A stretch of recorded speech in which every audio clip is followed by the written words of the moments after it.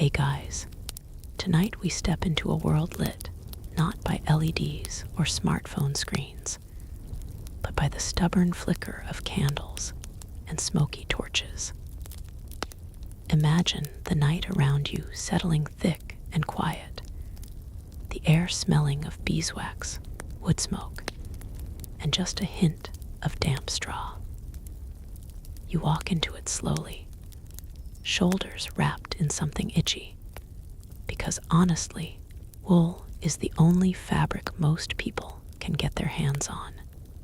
Somewhere in the dark, a lute string is plucked, a voice carries, and suddenly you're part of an evening that feels older than time itself. Of course, if you were actually standing here, you probably wouldn't last long. You'd trip on a cobblestone, inhale too much smoke, or just give up after realizing Netflix won't be invented for about 7 centuries. So before you get comfortable, take a moment to like the video and subscribe. But only if you genuinely enjoy what I do here. And let me know in the comments where you're watching from and what time it is, because I love seeing how far apart, yet strangely connected, we all are in this sleepy little community. Now dim the lights, maybe turn on a fan for that soft background hum, and let's ease into tonight's journey together. You step into a medieval evening, and the first thing you notice is the hush.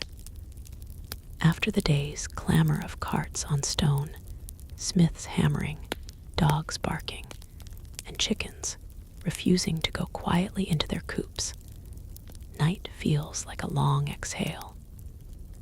The houses huddle close, wooden beams dark against plaster, their roofs sagging a little under the weight of thatch. Candles glow inside tiny windows, yellow pinpricks against the darkness, and you catch yourself leaning closer, drawn in like a moth. The thing is, candlelight isn't cheap. It's a luxury, really, and most peasants go to bed when the sun does, saving their tallow stubs for emergencies. But tonight, for you, let's cheat reality a little and linger in that dim glow.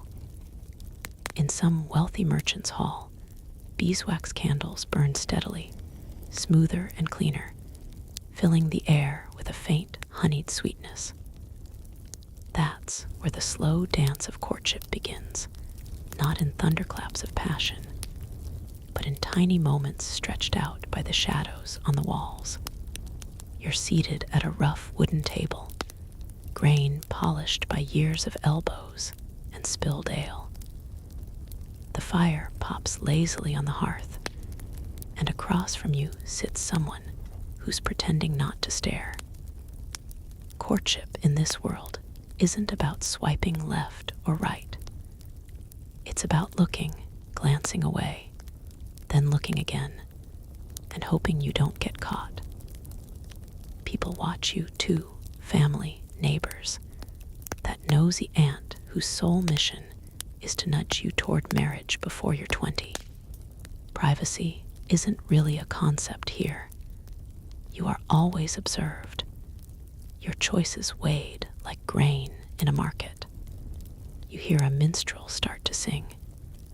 His lute is slightly out of tune, but nobody seems to mind, because this is entertainment, and entertainment is rare enough to forgive imperfections. The song is about love, of course. Love always sells, even when you can't sell much else. But the lyrics are exactly the kind you'd hear in a modern rom-com soundtrack. They're a little awkward, a little overblown. You get declarations about knights ready to die for a smile, ladies who sigh for years, shepherds who faint dramatically when someone forgets to wave. Love in medieval ballads is more exhausting than exhilarating. Still, it makes people smile, and in the candlelight, you smile too. Now, here's a fact. Medieval courting rituals were often more about alliances than feelings. Marriages in noble circles worked like contracts, binding estates together the way modern CEOs merge companies. But here, tonight, you're not at a royal court. You're at a local gathering where people actually try to like each other before committing to a lifetime of shared chores and joint misery. And in these settings, little gestures mean the world. You catch a glance. Maybe you brush hands while passing a cup. Maybe you get daring and whisper something like, "Cold night, isn't it?" Which, granted, is not the stuff of epic poetry. But considering you've got about 6 potential topics of conversation, weather, crops, religion, rumors, and whose cow just died, it's not a bad attempt. A fun detail. Sometimes couples found ways to talk privately by sitting together in front of everyone under the pretense of playing games. There was one called Snapdragon, where raisins were thrown into burning brandy, and players had to snatch them out of the flames. Romantic. Not exactly. But imagine reaching for a raisin at the same time as someone else, brushing fingers, and laughing nervously, while also hoping you don't set your sleeve on fire. That's medieval flirting in action. The music swells a little. The candlelight wavers. You notice how much slower everything feels. Courtship here isn't about quick wins. It's about long pauses, meaningful silences, the patience of a world without texting. Sometimes, you wait weeks just to exchange a few sentences. That's why looks matter so much. The curve of a smile, the brightness of eyes. Tiny things become thunderclaps when stretched across time. Historians still argue whether love, in the modern sense, really mattered much back then. Some say it was all duty and survival. Others point out the countless poems, letters, and songs about desire and longing. Standing here, watching the shy dance of glances and half smiles, you feel like love did matter, just differently. It wasn't about sweeping passion so much as slow-growing companionship.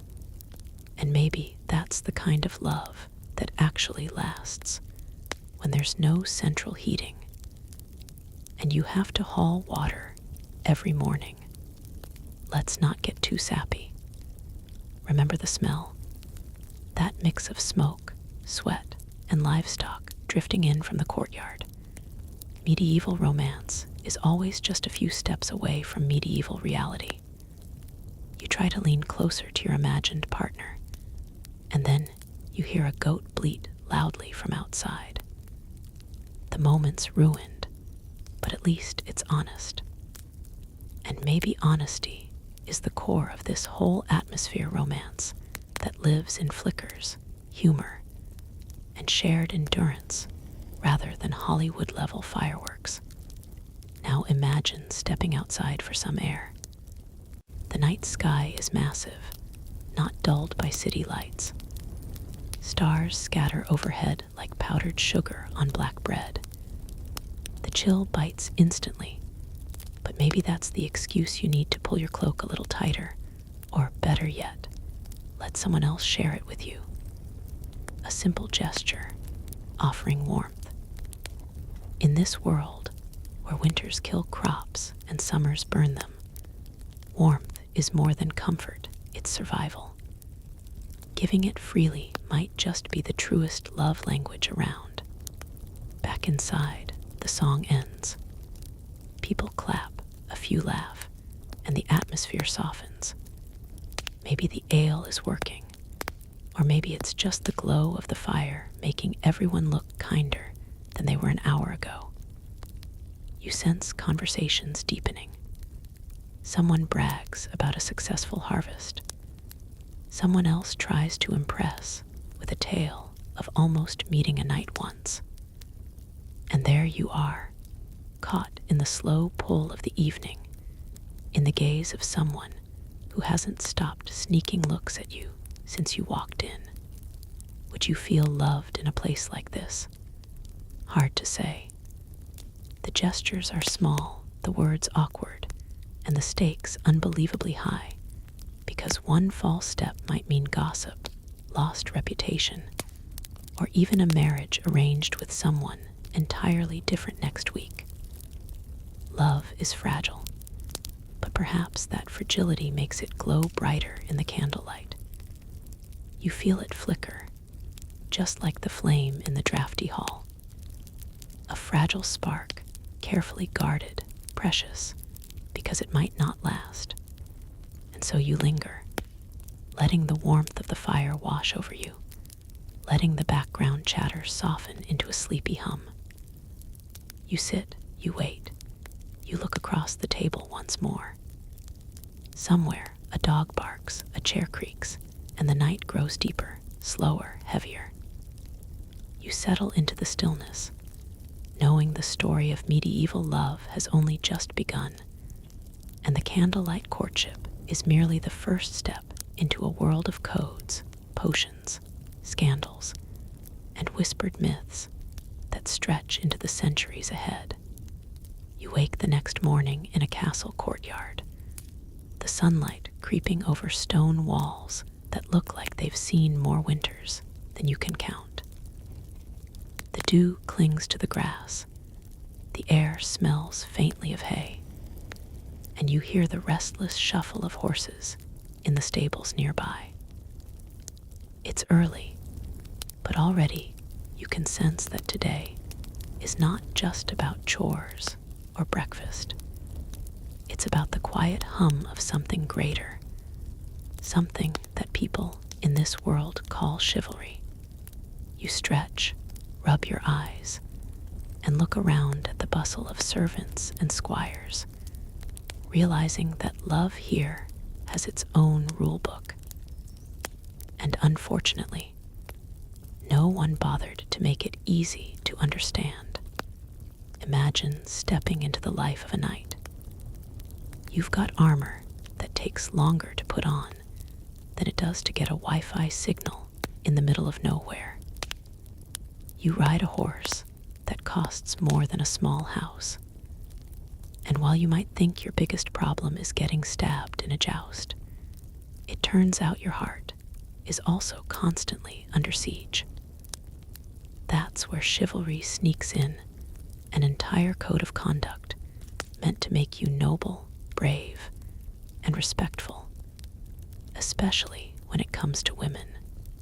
At least, that's how the songs and poems present it. In practice, well, let's just say historians still argue whether anyone actually followed these rules, or if they were mostly aspirational, like telling yourself you'll go to the gym 3 times a week. You walk toward the training yard, where a group of knights are half-heartedly swinging swords at wooden dummies. Their armor clinks with every movement, and you notice that between strikes, they're gossiping about who danced with whose sister at the last feast, and who may or may not have been seen sneaking away into the garden. These men may be warriors, but when it comes to love, they're just as awkward as anyone else. The rules of chivalry were supposed to make their affections noble and pure, but honestly, a lot of the time, it just made things more complicated. For example, a knight was expected to love a lady from afar, especially if she was already married to his lord. That's right. You're supposed to write poetry about her, sigh dramatically in her direction, and maybe wear her sleeve tied to your helmet in a tournament. But you're definitely not supposed to do anything beyond sighing.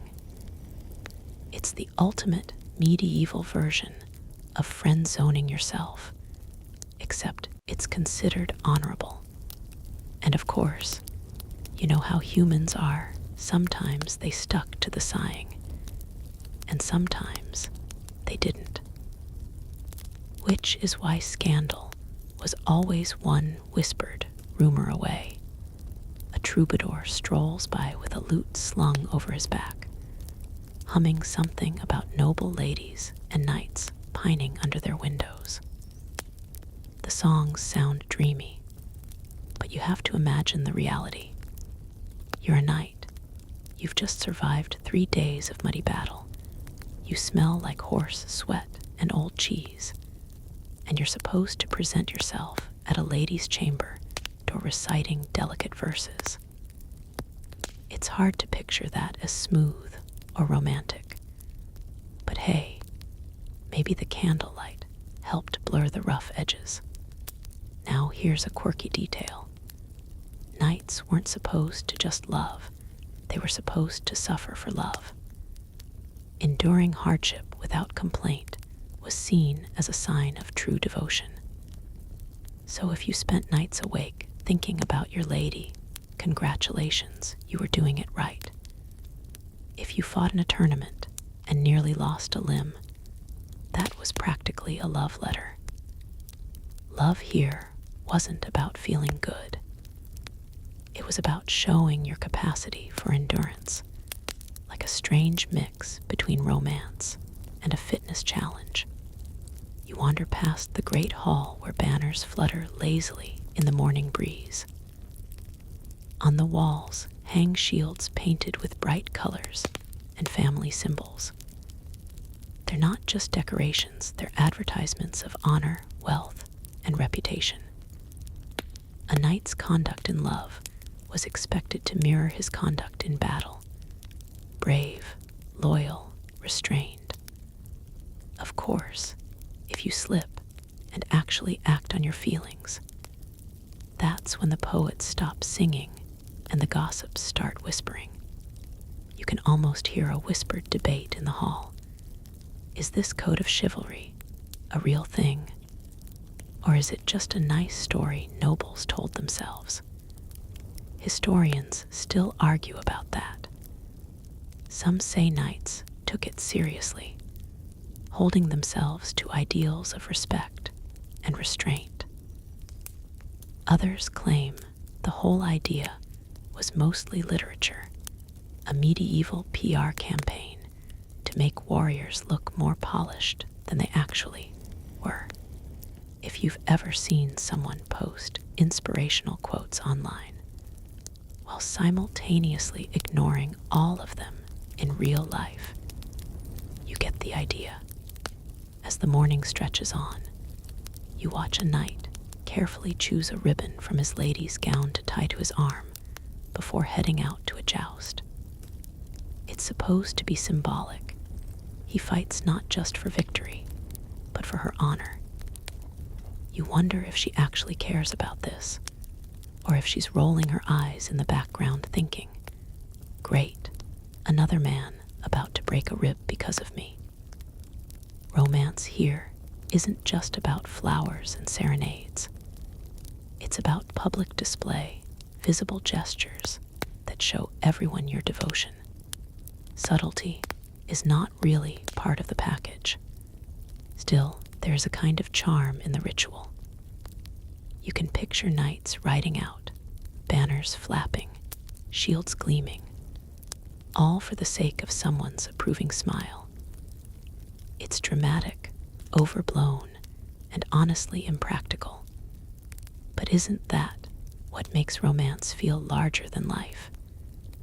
You might not want to actually live in a world where your crush expects you to risk head trauma in her honor, but you can't deny the story has a certain sleepy allure when told under the quiet hum of a fire. At midday, the court gathers for a feast. Trays of bread, cheese, and roasted meat are laid out, and wine flows far more easily than water. You sit at the long wooden table, watching knights attempt to balance dignity with the very real struggle of tearing into greasy poultry with their bare hands. Across the hall, ladies sit with their companions, veils and gowns shifting like colorful waves. The glances exchanged across the table are careful, deliberate. A knight who lingers too long risks a raised eyebrow, but a well-timed look can mean everything. In a world where words are censored by etiquette and honor, the smallest gestures become heavy with meaning. And yet, you can't help but notice the irony. Knights were supposed to be paragons of virtue, but they were also human. They boasted, they brawled, they sometimes let their passions spill over into the very behavior the rules of chivalry warned against. You lean back, sip watered wine, and think of all the contradictions humming quietly beneath the surface. A code that tells you to both love and not love, to burn with desire, but never let it show, to protect women while also treating them as unattainable symbols rather than people. It's confusing, frustrating, and oddly beautiful in the way only half-practical systems ever are. As the afternoon slides into evening, a knight finally dares to recite poetry. He stands awkwardly by the fire, clutching a parchment that's slightly smudged with gravy from lunch. His voice trembles at first, but soon he falls into rhythm, verses tumbling about eternal devotion and noble sacrifice. The hall listens, some smiling, some smirking. The lady he's addressing keeps her expression calm, though you swear you see the corners of her mouth twitch. Is she flattered, amused, annoyed? You'll never know. And that's the point. Half of medieval love seems to live in unanswered questions, in the tension of what could be, but rarely is. Outside, torches flare against the growing night. The air cools, carrying the smell of earth and horses once more. You step into the courtyard, hearing laughter spill from the hall behind you. Somewhere in the stables, a horse stamps impatiently, and from a distant tower, a lone musician plucks a slow, mournful tune.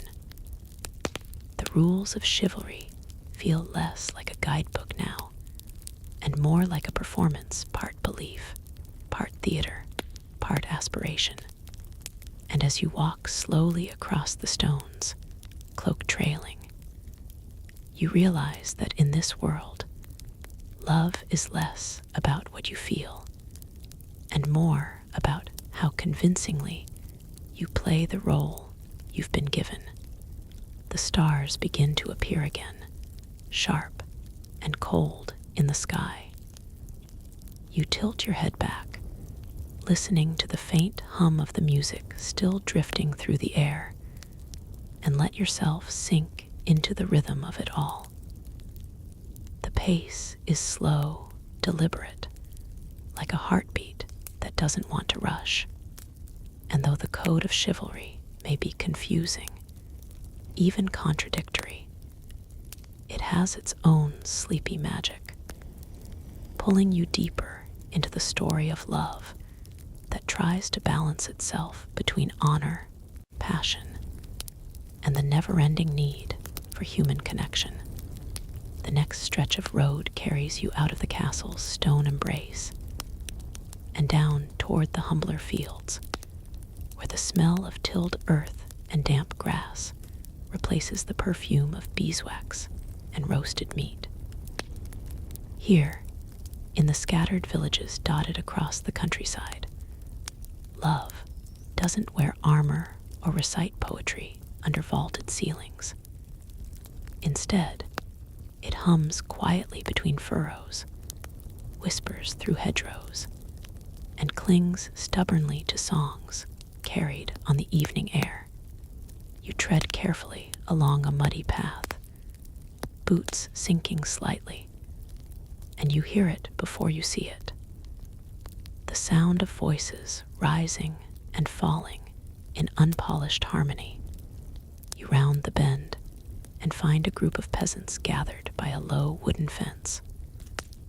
The day's work is finished, or at least postponed until dawn, and now their hands, usually busy with scythes and spades, keep time on their knees.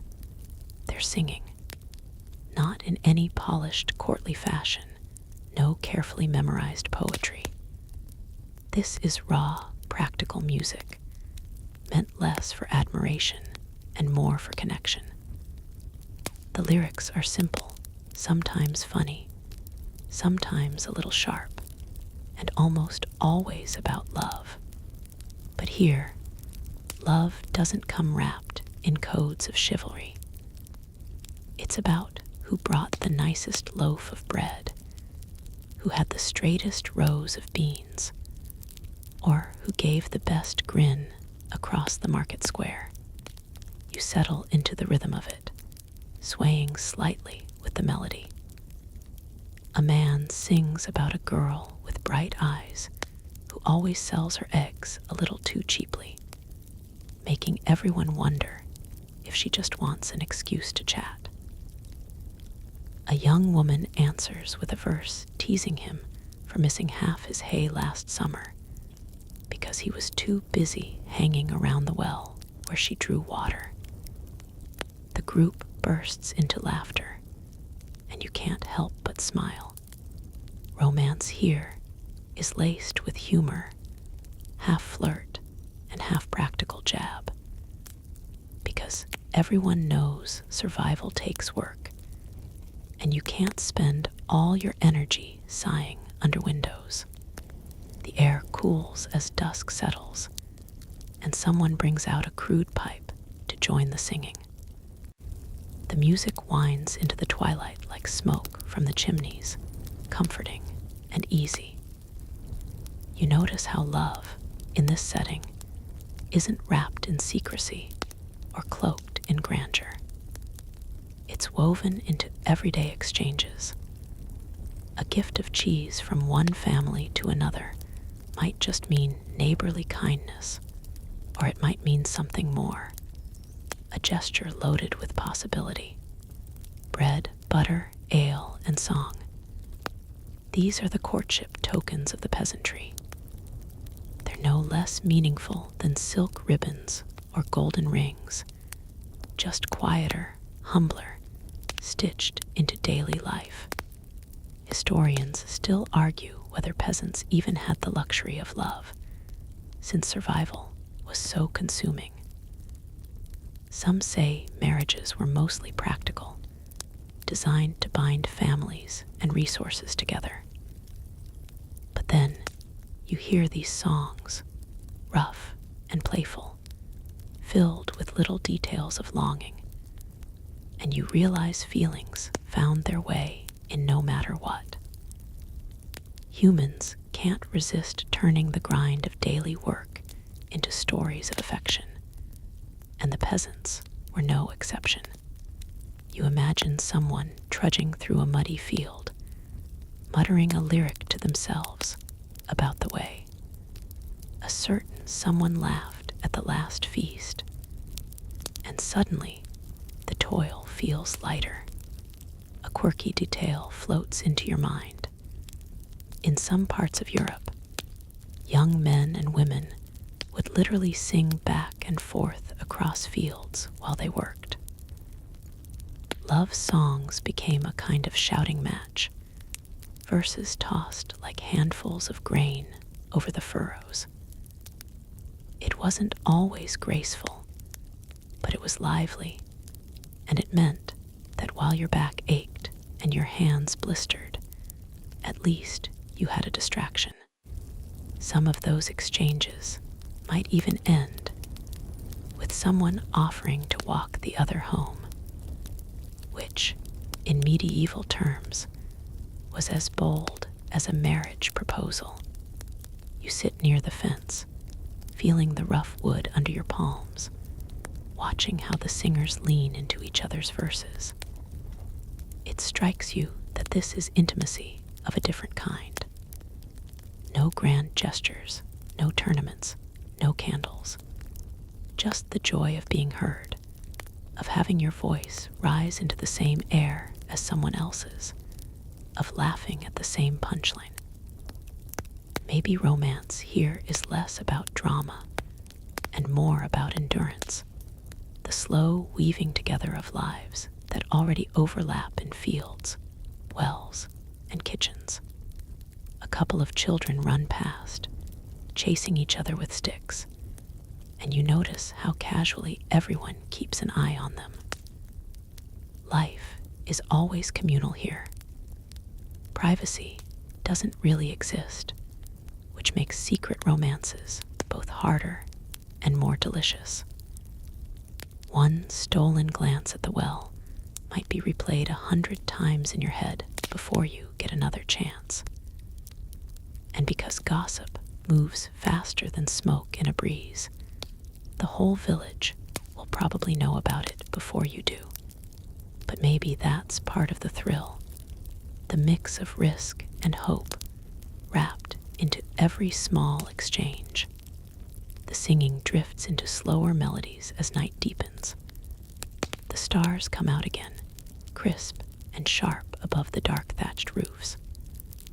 Someone brings out a jug of ale, passing it around, and the group relaxes further. A young man tries to impress by singing an extra verse louder than the rest, but his voice cracks and the whole circle dissolves into laughter. He blushes, but you can see the sparkle in his eye as a girl nudges him playfully. That's the thing about peasant love. It's clumsy, but it's shared. Everyone sees it, everyone laughs, and somehow that makes it sturdier than the private sighs of nobles in shadowy halls. You close your eyes for a moment and listen. The music is steady, human, imperfect, in a way that feels more real than anything else you've heard so far. The night presses close, the smell of earth rising as dew forms on the grass. The world is small here, bounded by fields and hedges, but the feelings are just as large as in any courtly song. Love doesn't need castles to thrive. It just needs people willing to tease, laugh, and sing together under the same stretch of stars. And as the final song fades into soft murmurs, you realize that even in the roughest corners of history, romance always found a voice, sometimes cracked, sometimes clumsy, but always insistent, always human, carried forward on the rhythm of ordinary lives. The songs linger in your ears as you drift further from the fields, the echoes of laughter fading into the cool night. The path bends, climbing a little toward a cluster of stone buildings perched on the edge of the village. From a distance, they look calm, noble even, their silhouettes steady against the horizon. But as you draw closer, you realize the walls are meant not just to keep things out, but also to keep feelings in. This is where forbidden passions hide monasteries, cloisters, houses run by strict parents who believe that desire is best managed with rules so thick you could stack them like firewood. And as you slip quietly past the wooden gate, you step into a world where temptation is everywhere precisely because it is never supposed to exist.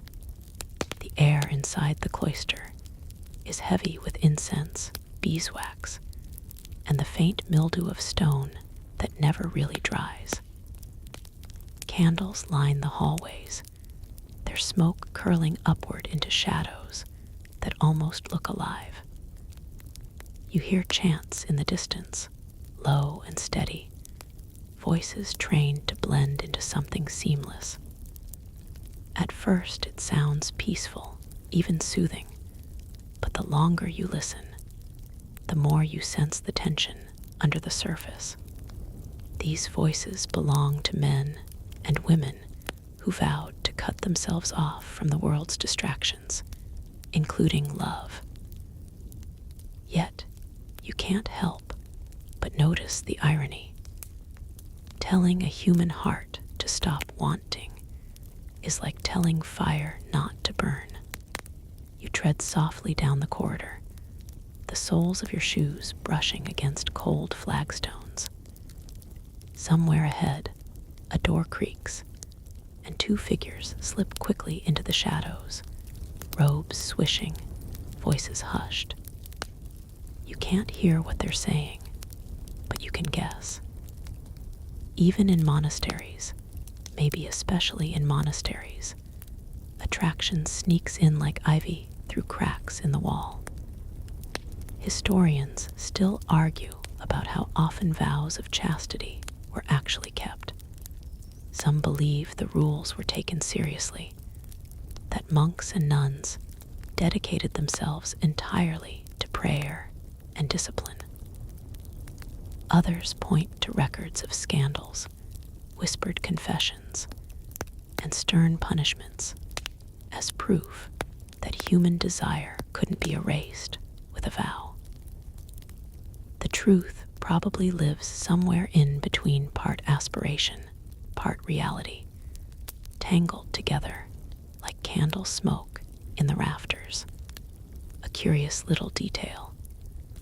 Sometimes nuns and monks wrote letters to one another, framed in the language of spiritual devotion, but often carrying undertones that read more like love poems. The line between divine love and earthly love blurred easily, especially when you spent most of your time cloistered away from ordinary social life. Imagine pouring your heart onto parchment by candlelight, telling yourself you're just expressing piety, while secretly knowing the words lean towards something much warmer. You pause in the courtyard, where the moonlight spills across cloister arches. The garden is silent, except for the faint rustle of herbs swaying in the breeze. Lavender, rosemary, sage, plants tended not just for medicine, but also for memory and meaning. You picture someone slipping a sprig of rosemary into another's hand during garden duty, a gesture small enough to go unnoticed, but powerful enough to keep someone awake that night, staring at the rafters and wondering what it meant. Forbidden love doesn't only grow in cloisters, though. You turn from the monastery walls and follow a narrow path toward a larger house on the edge of town. Here the rules are written by families rather than the church, and the stakes are just as high. Parents arrange matches with the precision of accountants, calculating dowries and land holdings like pieces on a chessboard.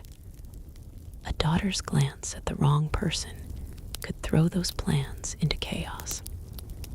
That's why households are watchful, curfews strict, doors locked at dusk.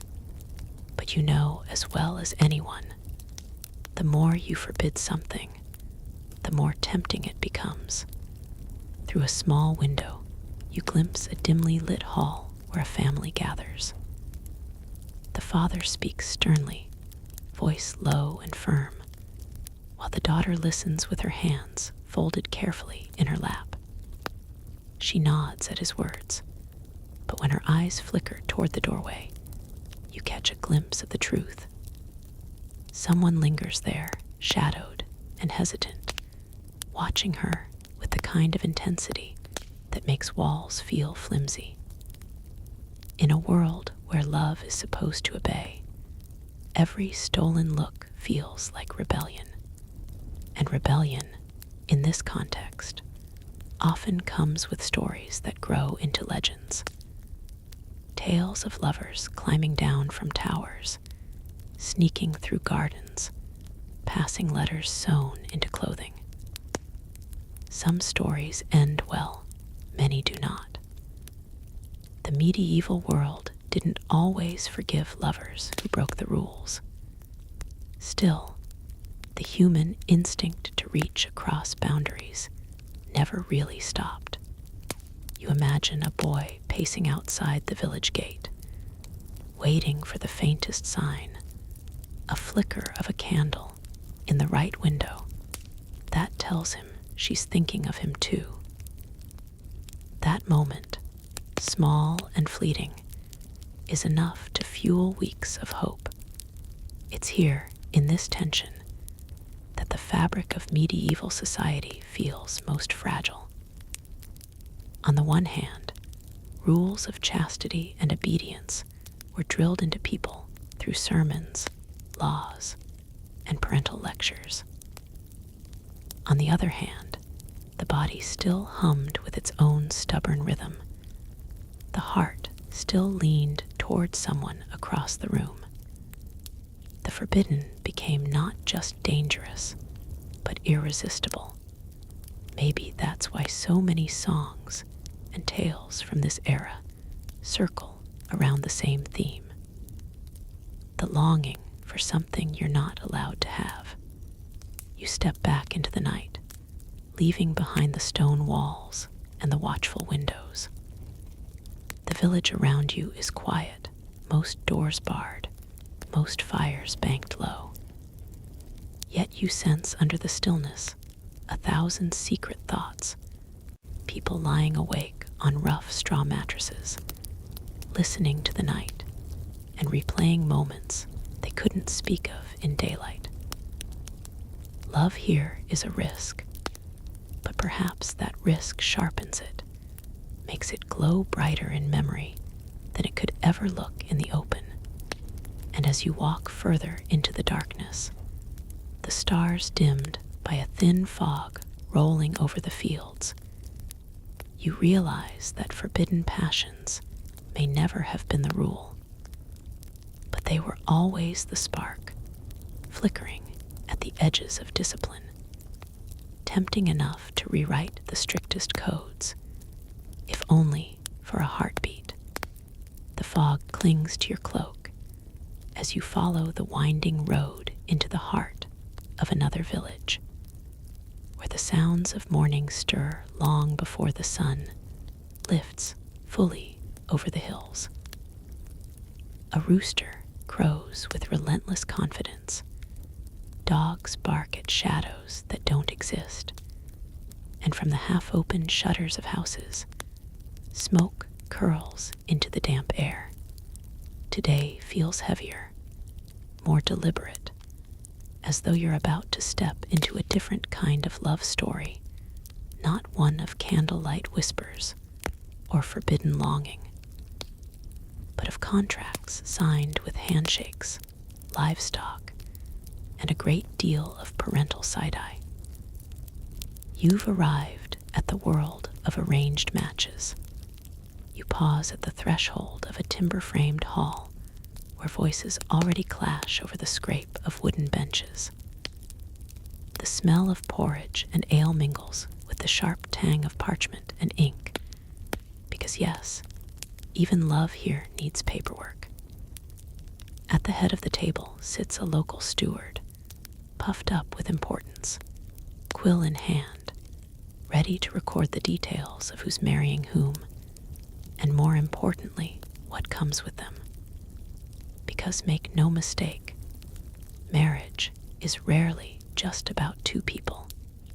It's about sheep, land, fields, coin, and sometimes even chickens. You slip inside, and the first thing you notice is the bride-to-be, She sits quietly, her hands folded tightly, eyes flickering down at her lap. She's young, younger than you'd expect, but that's the way of things here. For families scraping by, a marriage is security, an anchor to keep both sides afloat. Across from her sits the groom, awkward and stiff, glancing more at the ceiling beams than at her. Between them lie 2 cups of ale and a sense of tension so thick you could spread it on bread. The fathers talk louder than anyone else. They debate fields, dowries, and inheritance rights, their voices rising with every mention of acreage or cattle. The mothers sit with measured calm, occasionally leaning over to whisper into an ear, adjusting the conversation's course with surgical precision. You can tell this negotiation is less about romance than it is about economics. One family gains land, the other secures labor. Everyone gains status, or at least tries not to lose it. And yet, as you watch the young couple sneak occasional glances, you realize there's still room for something more than numbers. Maybe they won't fall in love at first sight. Maybe they won't even like each other at first. But shared work, shared meals, and the relentless rhythm of survival have a way of weaving lives together until affection slowly, stubbornly takes root. Love may not be the reason for the marriage, but sometimes it grows anyway, like wildflowers sprouting in the cracks between stones.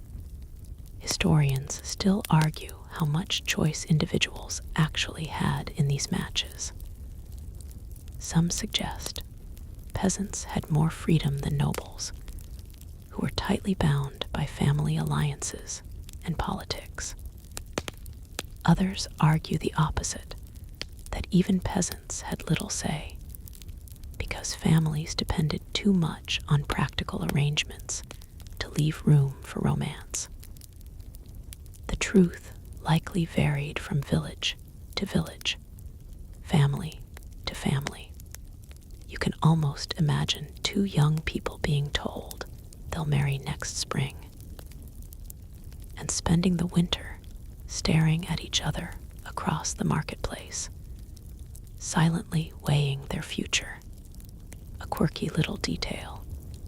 Sometimes, as part of the negotiations, a family might promise not just money or animals, but also the labor of a sibling. Imagine marrying someone, and along with them, inheriting the obligation to take in their younger brother as a farmhand. It's like a medieval buy one get one free deal, except instead of a bonus coffee mug, you get an extra mouth to feed. The steward clears his throat dramatically, scratching notes on his parchment.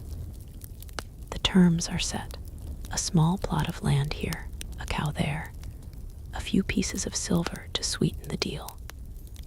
He nods with self-importance, as though he's orchestrating a grand union of kingdoms instead of a modest village marriage. The fathers shake hands, sealing the agreement. The couple glances at each other again, awkward, hesitant, but with a flicker of something in their eyes. Maybe fear, maybe hope, maybe both.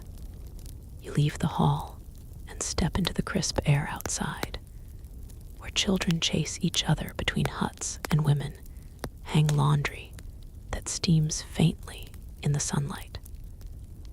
In the courtyard, you see another scene playing out.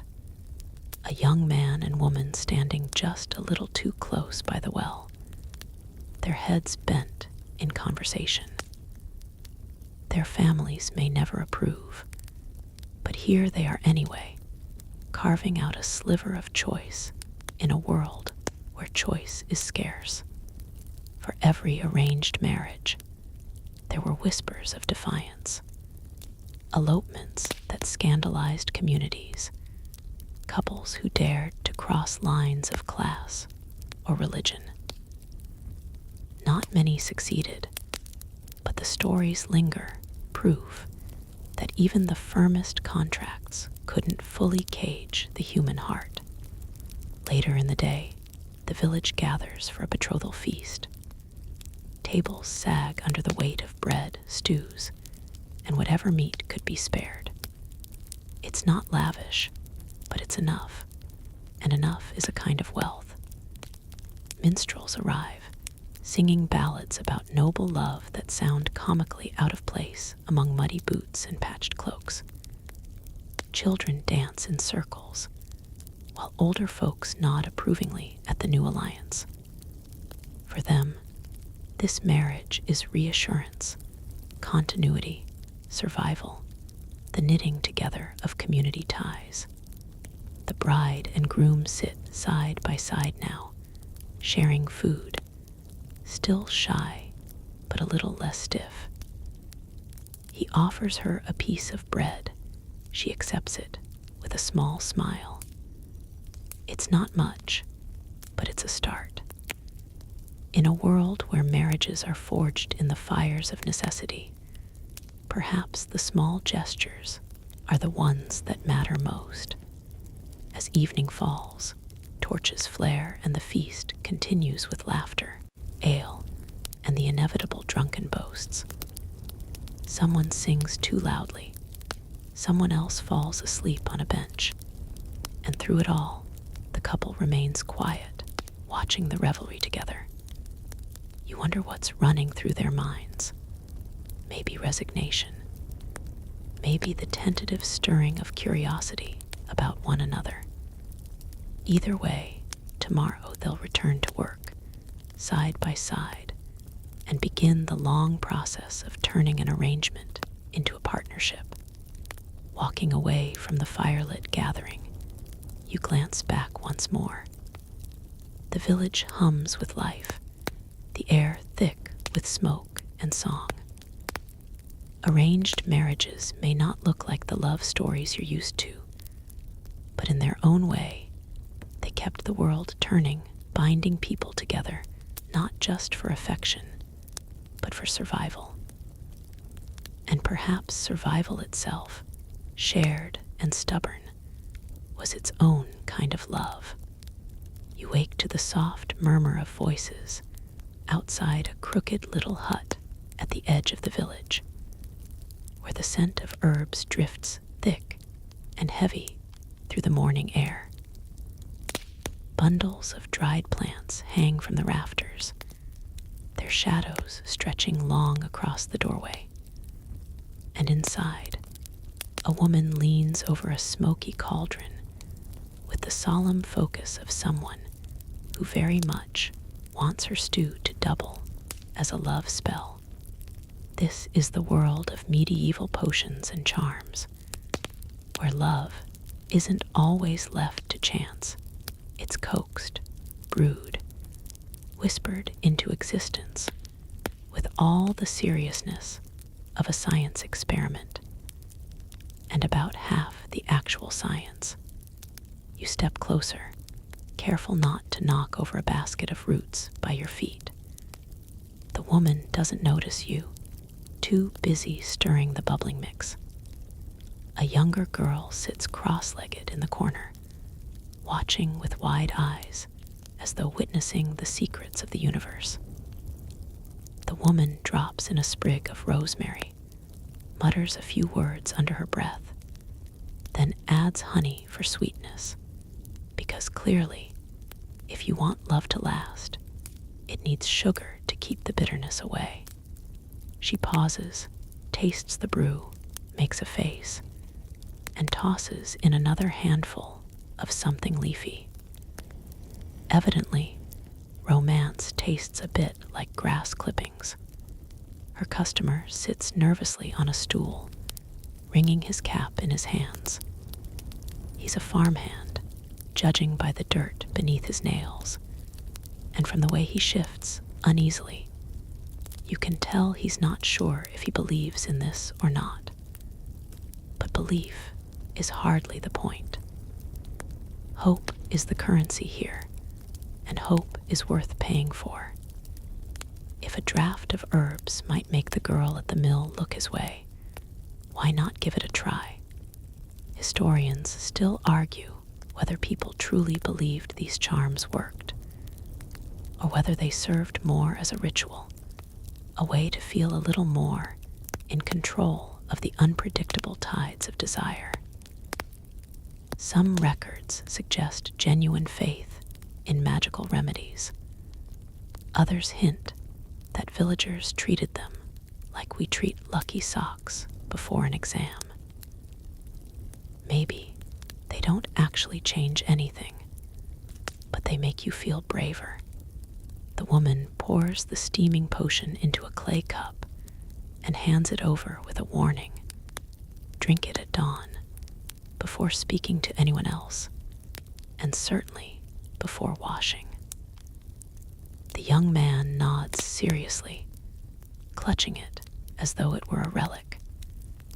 You can't help but think that his chances might rise more if he just bathed first. But who are you to spoil the ritual? Of course, not all love potions were innocent. Some contained ingredients you'd rather not think about. Ground up animal parts, questionable powders, and even traces of bodily fluids found their way into recipes whispered between desperate villagers. One charm involved weaving strands of hair into bread and feeding it to the unsuspecting object of affection. Romantic, perhaps. Unhygienic, absolutely. And yet, in a time when options for controlling love and lust were limited, people grasped at whatever straws or hairs they could. You wander further into the countryside, where you stumble upon a different sort of charm. A shepherd, standing under the stars, ties knots into a strip of cloth while reciting a rhyme. Each knot is meant to bind a lover's heart, pulling them closer with invisible threads. He ties the last knot, tucks the cloth into his tunic, and gazes across the hills as though expecting someone to walk toward him right then and there. Nothing happens, of course, except one of his sheep bleats loudly. But still, the ritual has been done, and perhaps that's enough. Quirky detail comes to mind. Sometimes charms weren't for winning love, but for protecting against it. People feared the dangers of unwanted attraction, the risks of scandal, or even the threat of being bewitched into affection. To guard against this, they might carry small amulets, inscribe prayers onto parchment, or sew herbs into their clothing. Imagine trying to flirt with someone while secretly wondering if they're immune to your carefully rehearsed lines because of a sprig of vervain hidden in their sleeve. Medieval dating was not easy. Later, you find yourself in a bustling marketplace where, alongside onions and wool, a sly merchant sells special powders. He winks as he assures a nervous buyer that a pinch of this sprinkled on food will make a woman swoon. The powder looks suspiciously like crushed chalk, but the buyer pays anyway, tucking it away as if it were treasure. Around the corner, another stall offers charms in the form of little wax figures. The vendor boasts that if you whisper a name into the wax's ear before melting it in a candle flame, your beloved will burn with desire. You try not to laugh at the sheer melodrama, but then again, people still buy expensive perfumes today, claiming they contain irresistible pheromones. Some things never change. By midday, the sun beats down as you rest under the shade of an oak tree, watching as a group of women gather to share stories. They exchange recipes, not only for stews, but also for charms. How a sprig of basil under the pillow might summon dreams of one's future husband, or how carrying an apple split into halves by two people could bind their fates together. One woman swears she once dreamed of her future husband's face, and sure enough, met him a year later at the harvest fair. Another rolls her eyes and points out that every dream face looks suspiciously like someone you already know. But the group laughs, enjoying the storytelling as much as the spells themselves. Not all potions were about stirring romance. Some were attempts at controlling desire, especially among the more devout. A monk might sip a bitter concoction meant to cool the body's humors and quiet lustful thoughts. Whether it worked is another matter, though the grimace on his face suggests at least his appetite was cured, if nothing else. You recall how medieval medicine often tied love and lust to bodily fluids and heat. Too much hot humor, especially blood, was thought to stoke desire, so doctors prescribed cooling herbs, diets of fish, or even leech treatments to bring balance back. Imagine going to the doctor for a crush and being told you need leeches. That's a mood killer if ever there was one. The day stretches on, and you wander toward a village square where a festival is underway. Musicians play fiddles, children dart between stalls, and in a quieter corner, a fortune teller sets up shop. She peers into a bowl of water, claiming she can reveal whether your beloved feels the same. Couples approach nervously, clutching each other's hands, and leave either relieved or worried, depending on what she claims to see. Do they believe her? Maybe. Or maybe they just enjoy the thrill, the excuse to feel that their uncertain emotions have a touch of fate woven in. As night falls, you sit by a fire outside a farmhouse, listening as an old man tells a tale about a potion so powerful it caused a noblewoman to abandon her wealthy husband and flee with a knight. The story is probably exaggerated, but his audience listens wide-eyed, clinging to every word. Love potions carry that kind of allure, not because they always work, but because they embody the dream that love can be summoned, controlled, tamed, in a world where so much is dictated by survival. The idea of commanding something as wild as the heart is intoxicating. You lean back, watching sparks from the fire rise into the star-dotted sky. Love charms and potions might seem silly to you, but to those who lived here, they offered a rare glimmer of power in a life that often felt powerless. They turned longing into ritual, uncertainty into action, and gave people a way to dream, even if the dream sometimes tasted like overcooked rosemary. The morning drifts in soft and gray, the air carrying the faint scent of wet earth after a night of rain, and you find yourself trudging along a muddy road toward the tall walls of a monastery.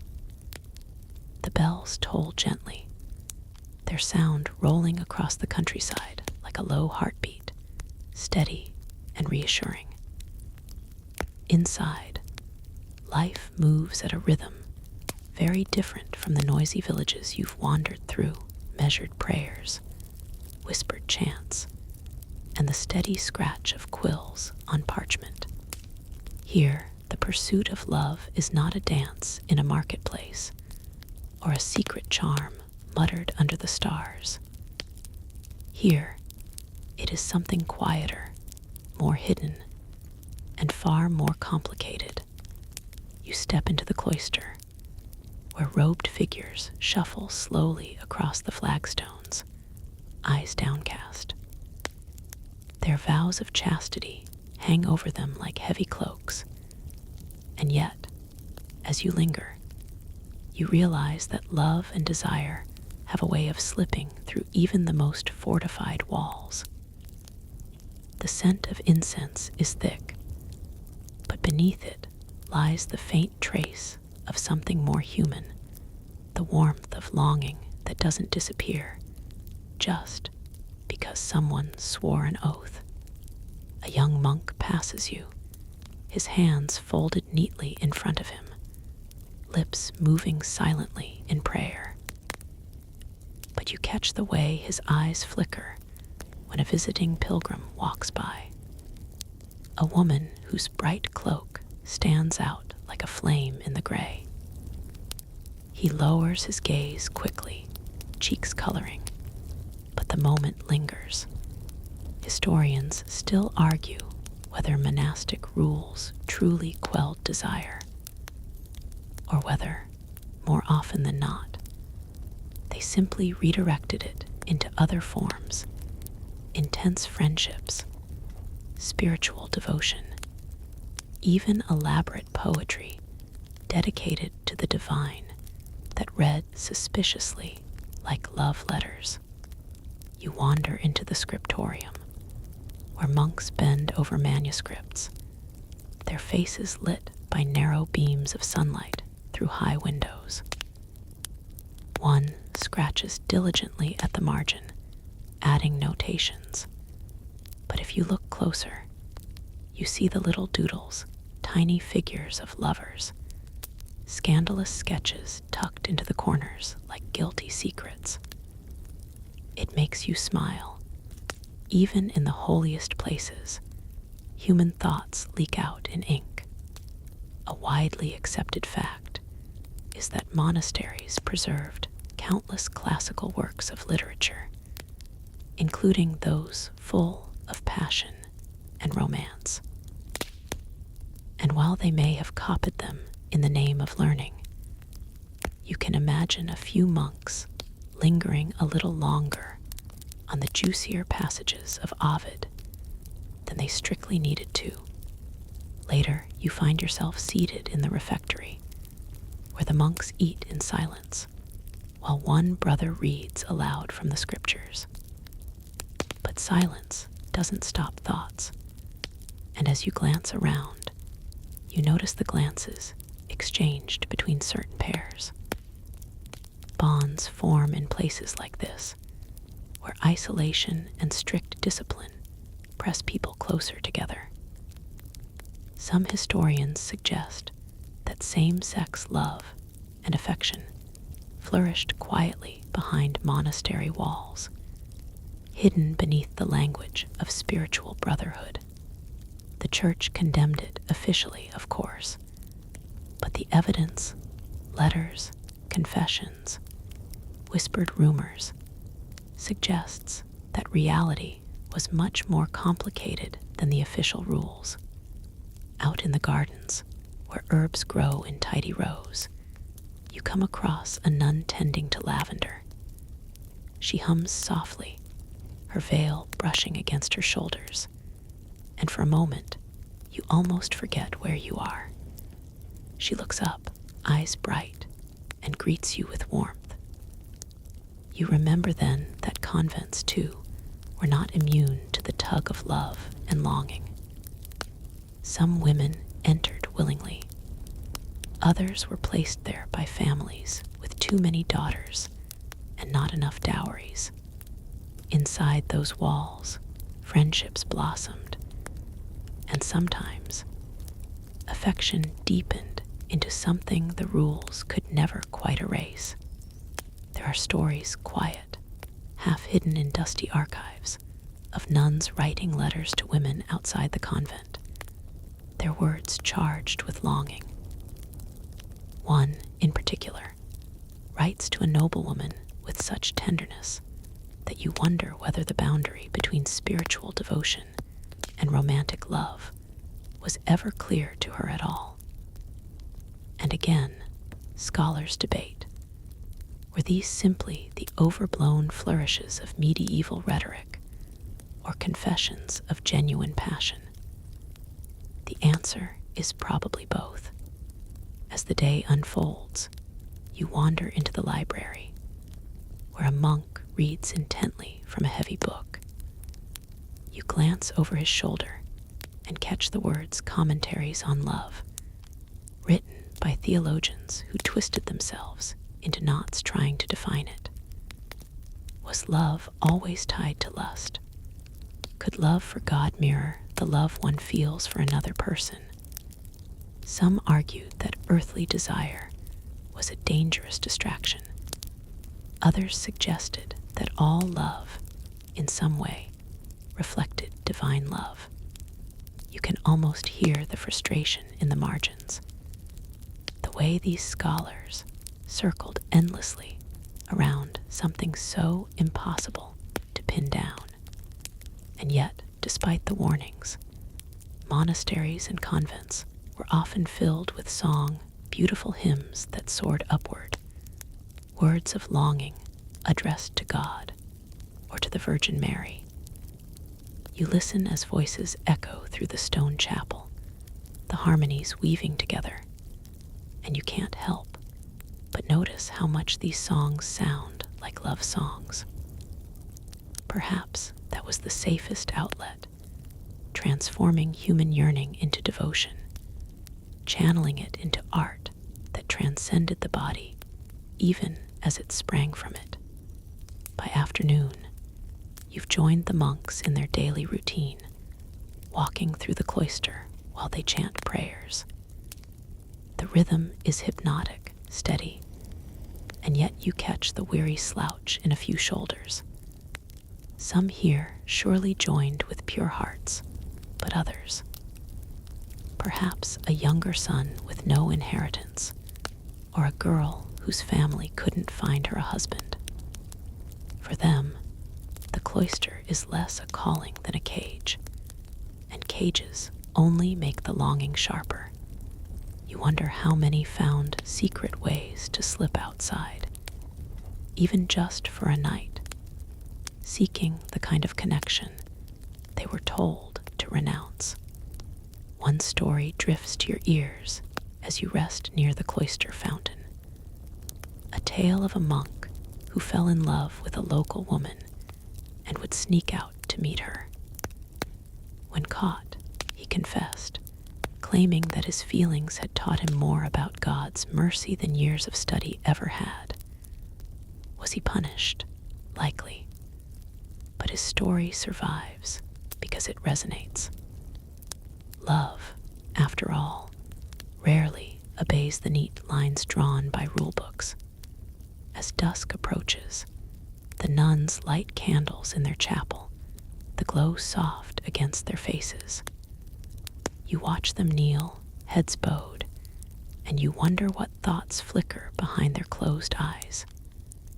Maybe pure devotion, maybe memories of a family left behind, maybe the face of someone they once loved but can never see again. Love doesn't vanish when the door closes. It lingers, reshaped, but still alive.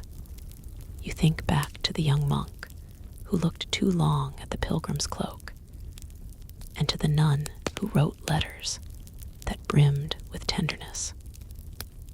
You think of the scribbles in the manuscript margins, the hymns that sound like yearning.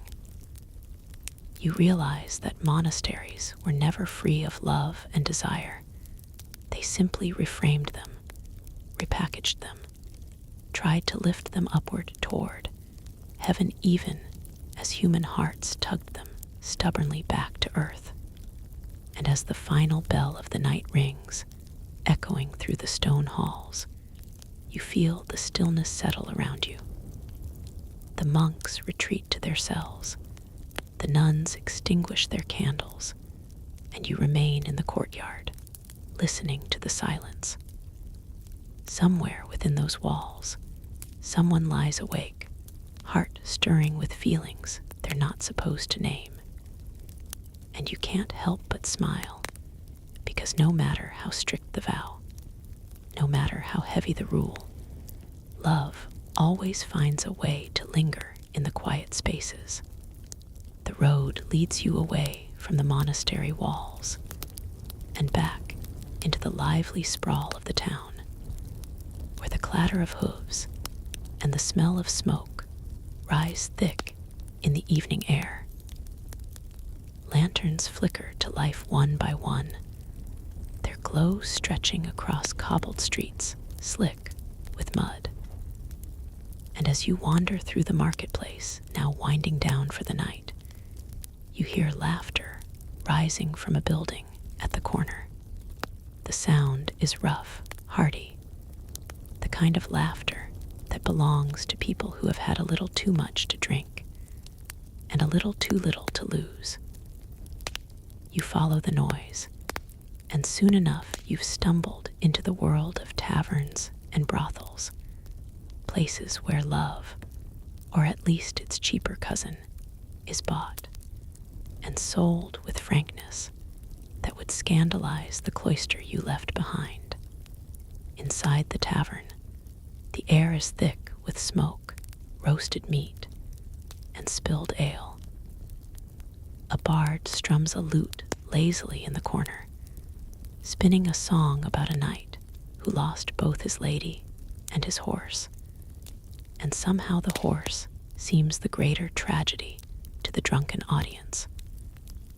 You squeeze past men slapping cards onto a table, their eyes bright with greed, until you reach the bar, where a tired woman in a stained apron pours mugs without ever pausing to look at the faces. This is the hum of town life, where people brush shoulders and trade gossip as easily as they trade coin. And here, among the shadows and the laughter, you see another side of medieval love, messy, transactional, and utterly human. Man at the table behind you brags about the girl he visited upstairs, though his words slur together with ale.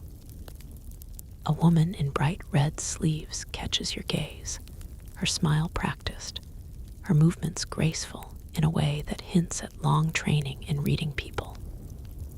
She leans close to a merchant and whispers something in his ear, and he laughs nervously before slipping a coin into her hand.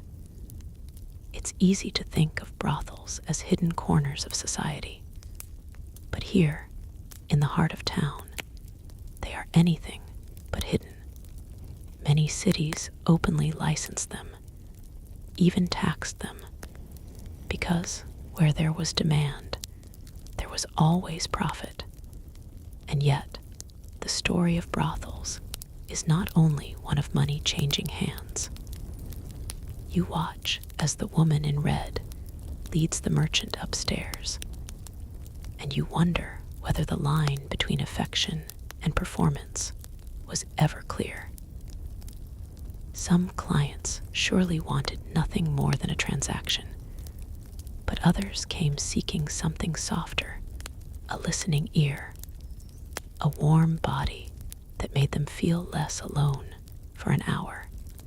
It was a different sort of intimacy, one that rarely lasted past the night, but mattered deeply in its own fleeting way. Historians still argue whether prostitution was an empowering choice for some women, or simply a trap forced upon them by poverty.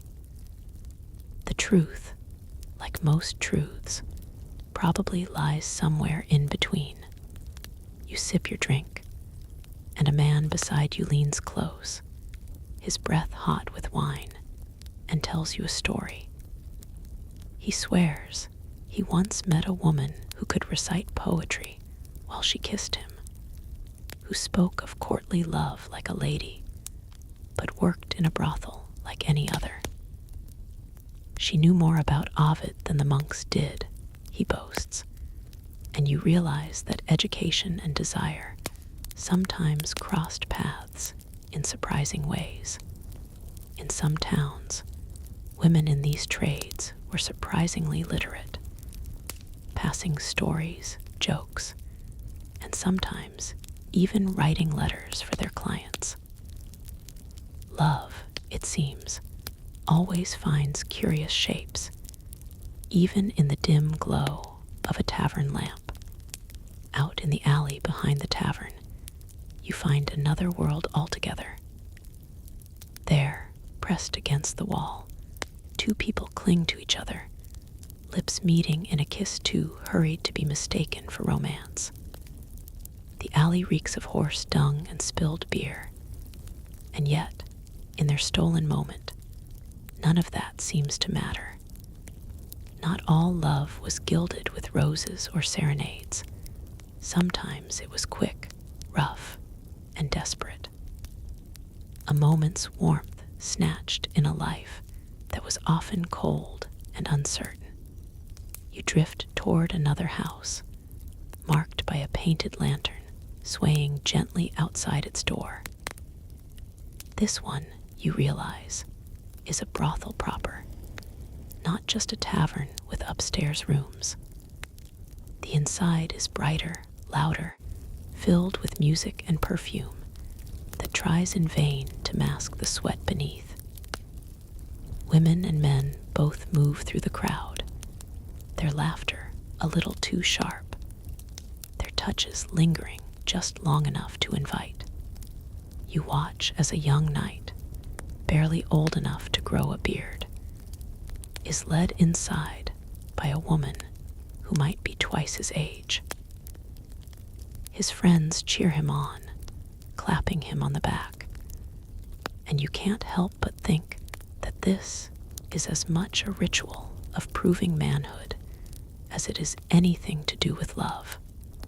In one corner, a woman in green plays dice with a group of soldiers, and by the looks of the pile of coins before her, she's winning.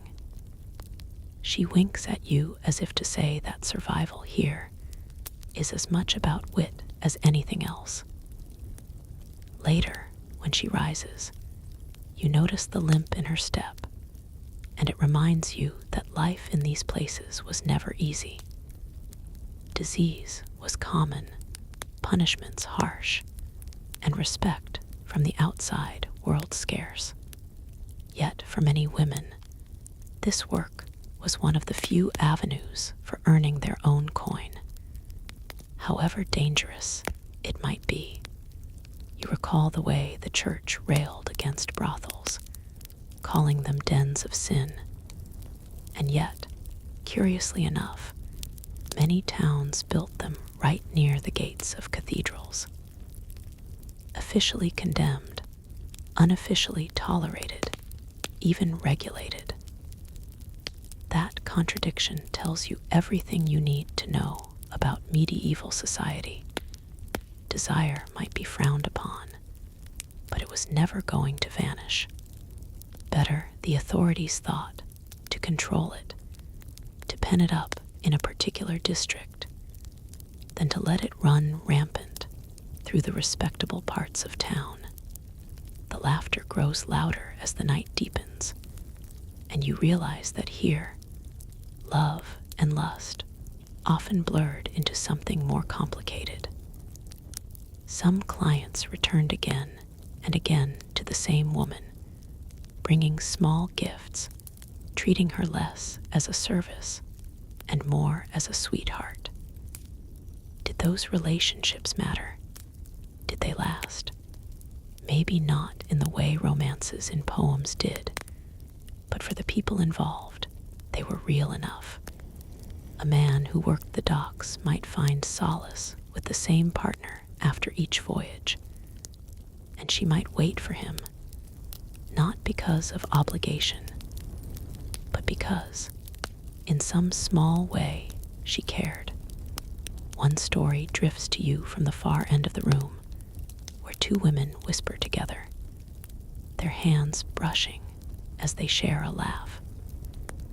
Rumors from history suggest that brothels sometimes became spaces not just for male-female encounters, but also for same-sex ones, hidden behind the curtain of vice society had already accepted. Scholars debate how common this was, but the very fact that it was whispered about hints at possibilities far richer than the official records admit. As you leave the brothel, the night is cool, the streets quieting as shutters close. A stray dog noses at scraps, and somewhere a watchman calls out the hour. You pause and glance back at the lantern swaying outside the brothel door, and you think about the lives inside, workers and clients alike, searching for connection in their own ways. Some sought passion, some sought comfort, some sought only to forget the day. Whatever it was, it all wove into the complicated tapestry of love and desire in the medieval world. And you realize, as you walk back toward the inn where you'll rest, that whether it was a monk scribbling longing into the margin of a manuscript, or a soldier tossing coins into a brothel woman's lap, the hunger was the same. To be seen, to be touched, to feel, even for a moment, that life was more than toil and mud and endless duty. That was the heart of medieval love, not always noble, rarely clean, but stubbornly, beautifully human. The morning creeps in slowly, light spilling across the rooftops in pale bands, and you find yourself wandering from the noise of the town toward quieter lanes, where gardens tuck behind stone walls and doorways are painted with bright colors to ward off bad luck. Here the air is softer, filled with the smell of herbs drying in kitchen windows and bread warming in ovens.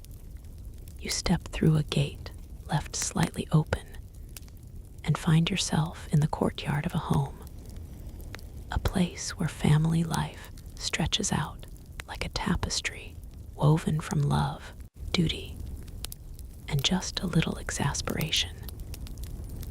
It's here, among mothers and fathers, sons and daughters, that medieval marriage shows its daily face. The man of the house greets you with a nod, his hands stained from labor, and the woman beside him carries a basket brimming with laundry. She sets it down and wipes her brow with the back of her hand, sighing in the way only someone with too many chores and too few hours can. You notice the children chasing each other through the courtyard, their laughter ringing high above the cluck of chickens. This is not the grand romance of troubadour songs, nor the sly whispers of taverns. It is steadier, more ordinary, and far more important. Marriage in this world was as much a contract as it was a union of hearts. Families arranged alliances, signed documents, exchanged gifts or dowries. Love was a welcome addition if it arrived, but not always required. And yet, as you watch the couple move around each other with practiced ease, you sense something warmer beneath the surface. The man adjusts the heavy basket before lifting it for his wife without a word, and she hands him bread without needing to be asked. They've learned the rhythm of partnership, a dance that doesn't need music.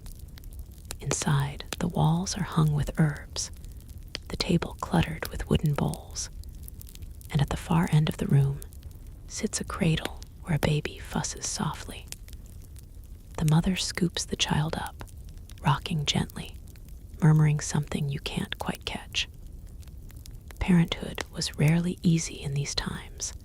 High infant mortality meant that every birth was both a celebration and a gamble. Still, you see the love in the way she strokes the baby's cheek, her eyes half lidded with exhaustion, but still filled with tenderness. Not all stories of family life were as warm, though. You remember hearing how marriages could sometimes be cold, filled with silence or resentment, especially when the match was made purely for practical reasons. A farmer's daughter might be wed to a neighbor twice her age, not because she wished it, but because her family needed his fields. A noble girl might be sent across the sea to marry a stranger, her only role to tie families together like knots on a rope.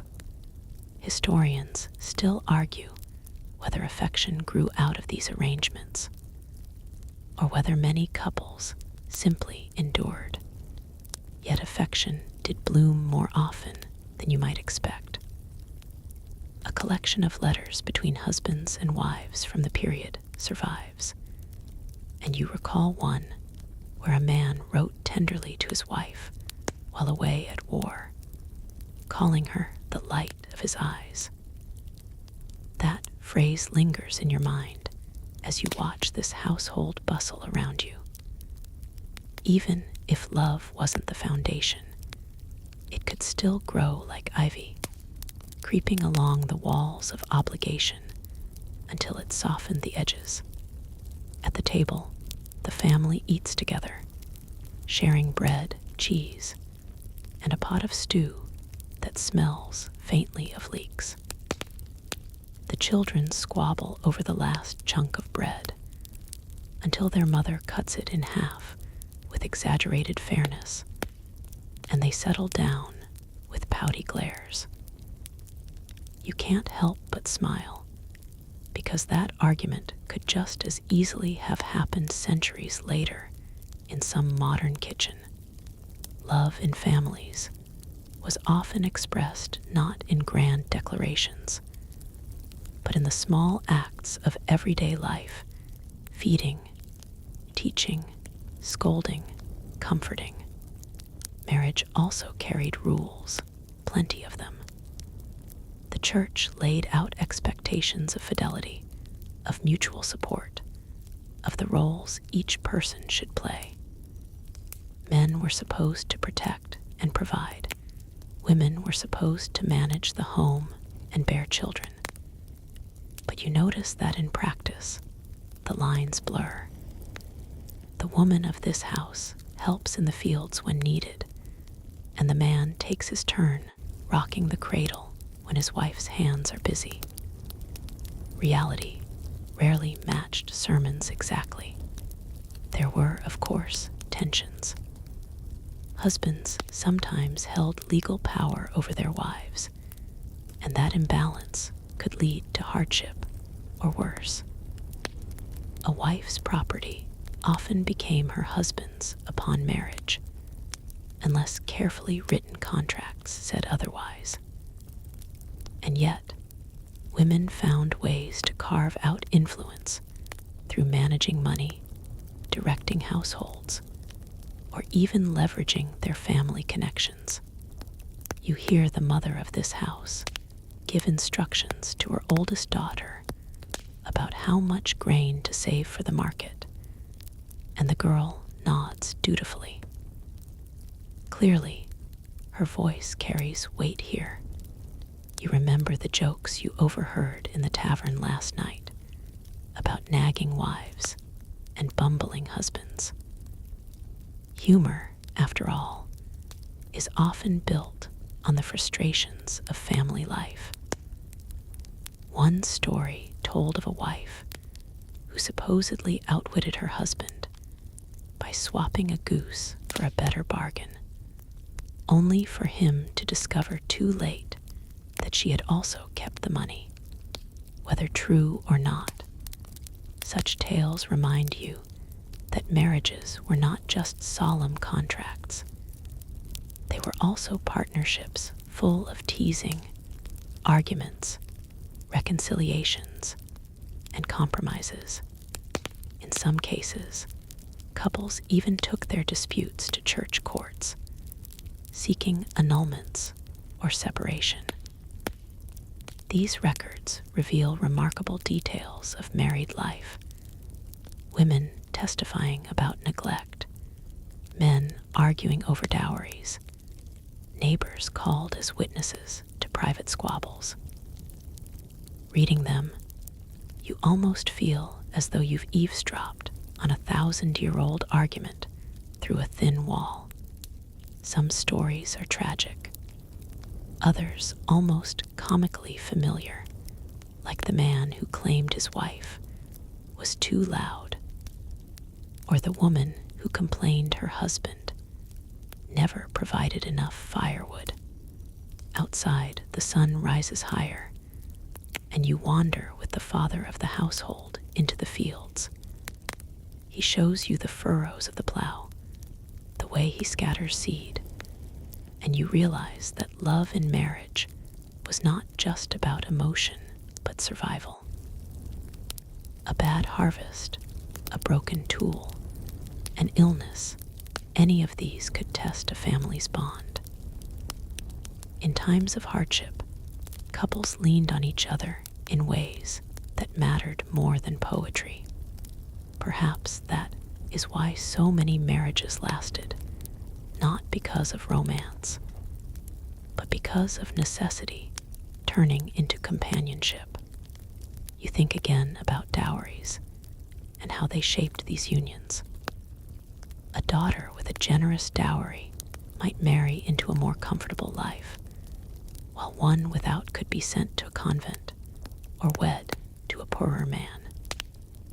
The negotiations could drag on for weeks, filled with arguments about cows, land, or even bedsheets. It sounds almost ridiculous now to think of a woman's future tied to the promise of a few goats. But for families, those negotiations meant survival. And yet, despite all the practicalities, affection still found its way in. You picture the couple at the table again, sharing glances while their children chattered. You remember the tenderness with which the father brushed a crumb from his wife's cheek when he thought no one was looking. These are the moments history rarely records, but you can feel them lingering in the air. The quiet, stubborn love that grows in kitchens and fields, in shared labor and shared weariness. As the day stretches on, the family prepares for a neighbor's wedding feast. You follow them down winding roads to a gathering where music and dancing spill across the meadow. Here, marriage is not just private, it is communal, celebrated with enough ale to drown any doubts. Couples dance hand in hand, their steps uneven but joyful, and you realize that this, too, was part of medieval love. The public acknowledgement, the support of community, the weaving of one household into the fabric of many others. And as the stars prick the sky and the music drifts into laughter, you feel the truth settle in. Medieval marriage was not simple, not always romantic, not always fair, but it was the foundation upon which life was built. And within its walls, people found companionship, comfort, and sometimes, against the odds, love that endured beyond duty. The embers of the wedding feast still glow faintly in your mind as you drift further down the narrow lanes, the laughter fading, replaced now by the low hush of cloisters and the solemn toll of bells. The air grows cooler, carrying the faint scent of beeswax and incense, and you realize you've stepped into another world entirely. The world of faith where monks and nuns pace quietly through stone corridors, their lives ordered by prayer and discipline. Here, love and desire are not absent, but transformed, redirected, sometimes denied, and sometimes secretly nurtured in ways that leave you wondering about the contradictions carved into every stone arch. A monk passes you, his robe brushing softly against the flagstones, eyes lowered as he carries a stack of parchment. You imagine him spending hours bent over a desk, quill scratching out copies of scripture, his thoughts occasionally wandering where they shouldn't. For though the rules are strict chastity, celibacy, devotion to God, human nature doesn't evaporate simply because one takes vows.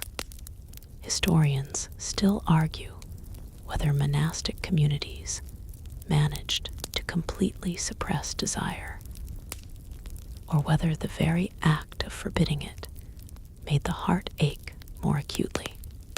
You sit on a cold bench in the cloister and listen as the monks chant, their voices weaving together in harmonies that rise and fall like waves.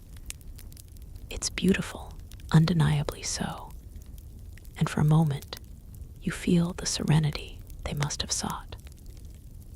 But then you notice the carving on a pillar nearby, a cheeky little figure with exaggerated features, clearly etched by a hand that couldn't resist slipping humor into sacred stone. You can almost hear the suppressed chuckles of novices who walked past centuries ago.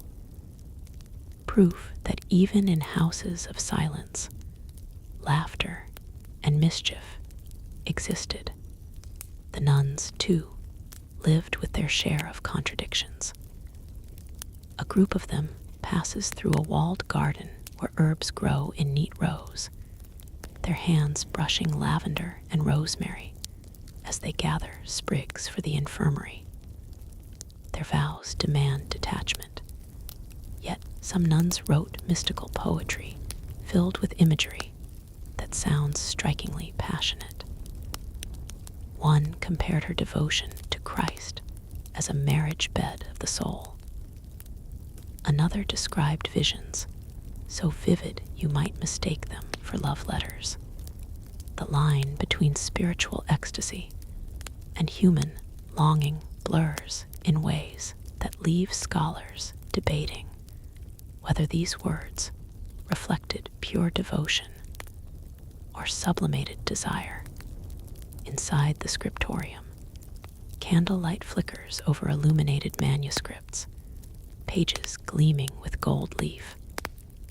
But alongside saints and angels, there sometimes appear marginal doodles, tiny rabbits chasing monks, lovers entwined, or scandalous little sketches that make you blink twice. You wonder about the scribe's state of mind.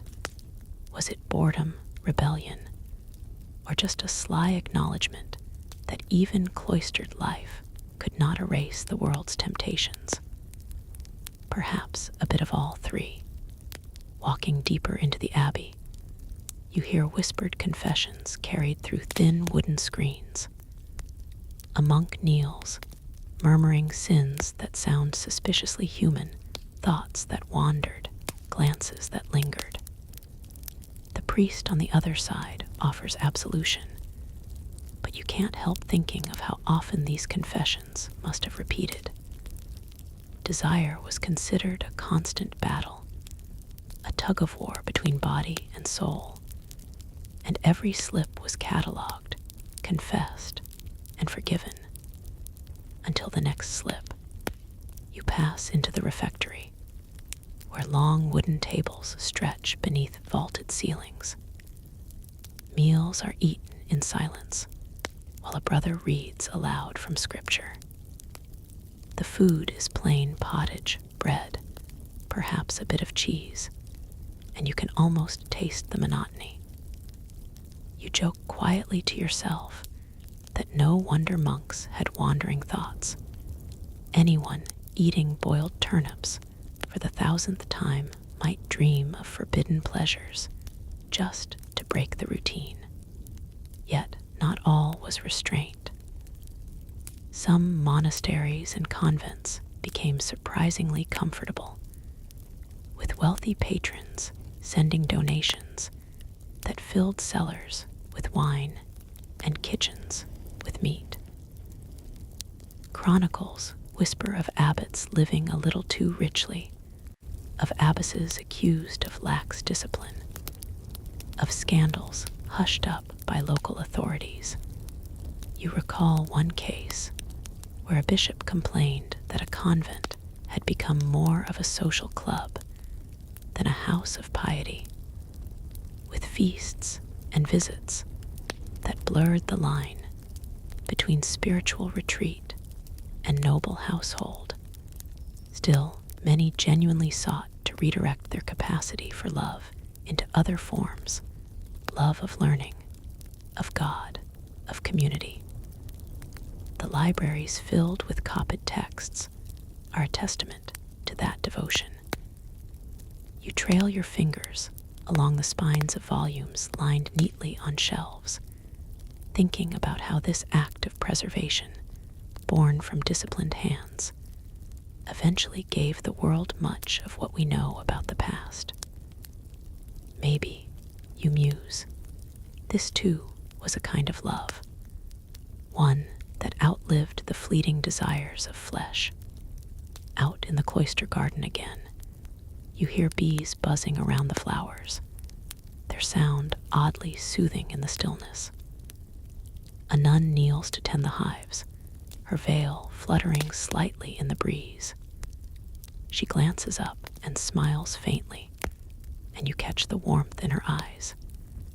It reminds you that even if her vows dictate chastity, affection still exists, friendship among sisters, care for the sick, love expressed in tending the earth. The absence of one kind of intimacy did not erase all others, yet rumors always circulated.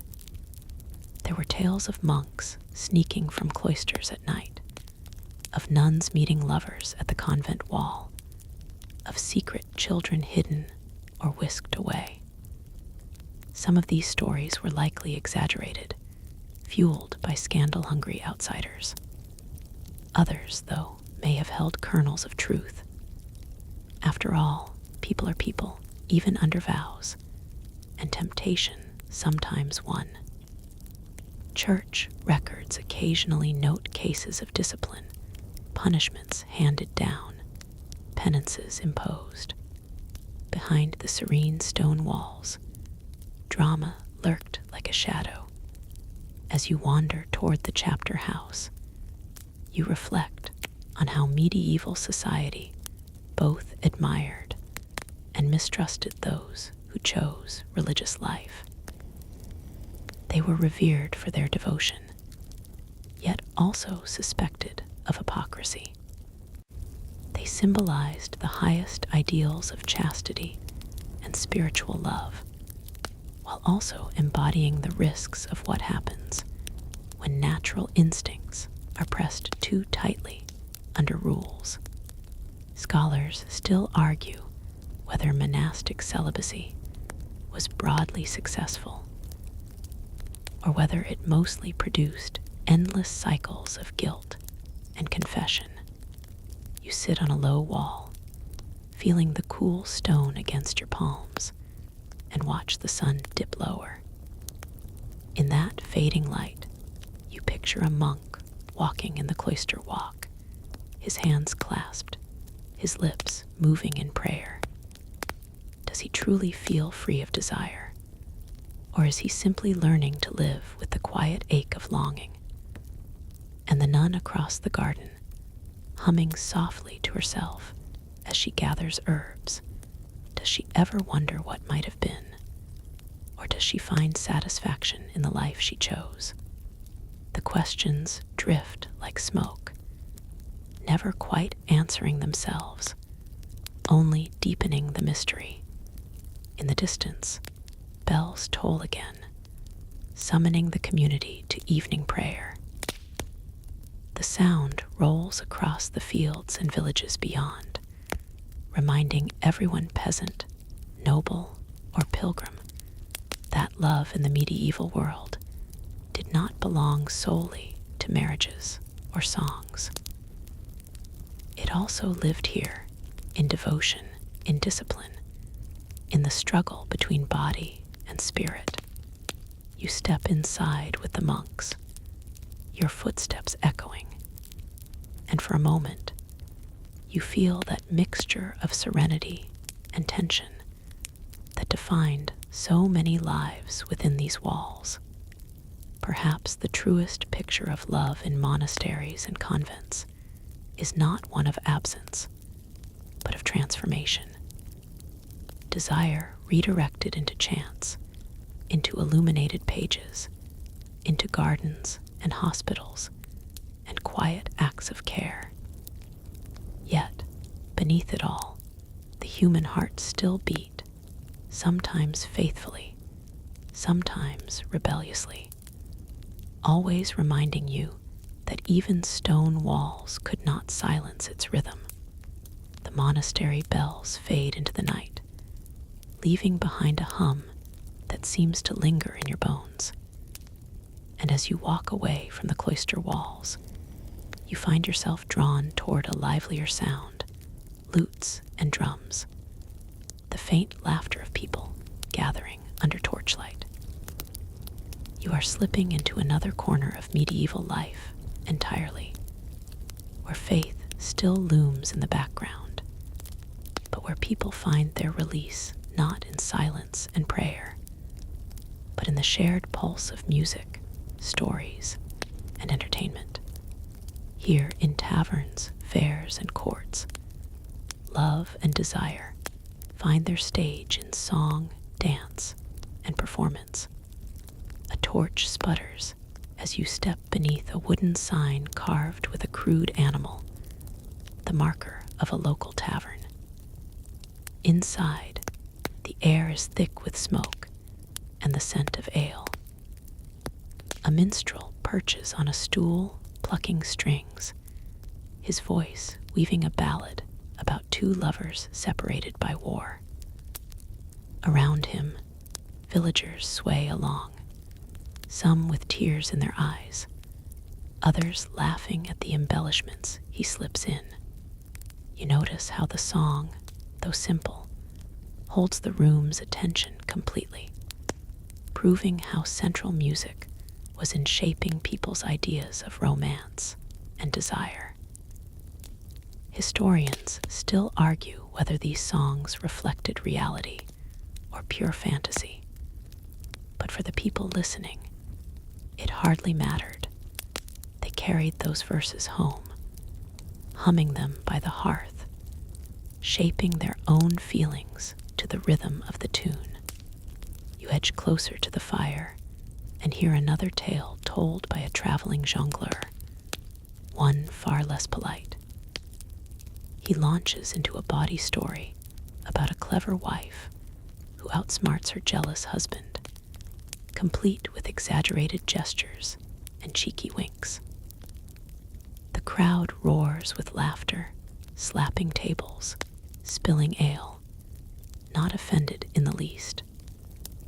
In fact, it seems these risque tales were often more popular than solemn ones, a reminder that humor and desire were intertwined.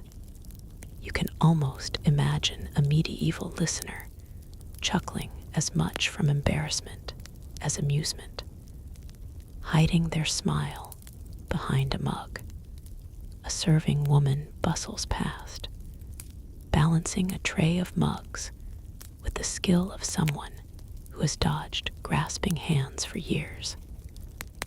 She smiles at you briefly, and you sense how taverns like this were often places where flirtation sparked, sometimes innocent, sometimes leading to far more.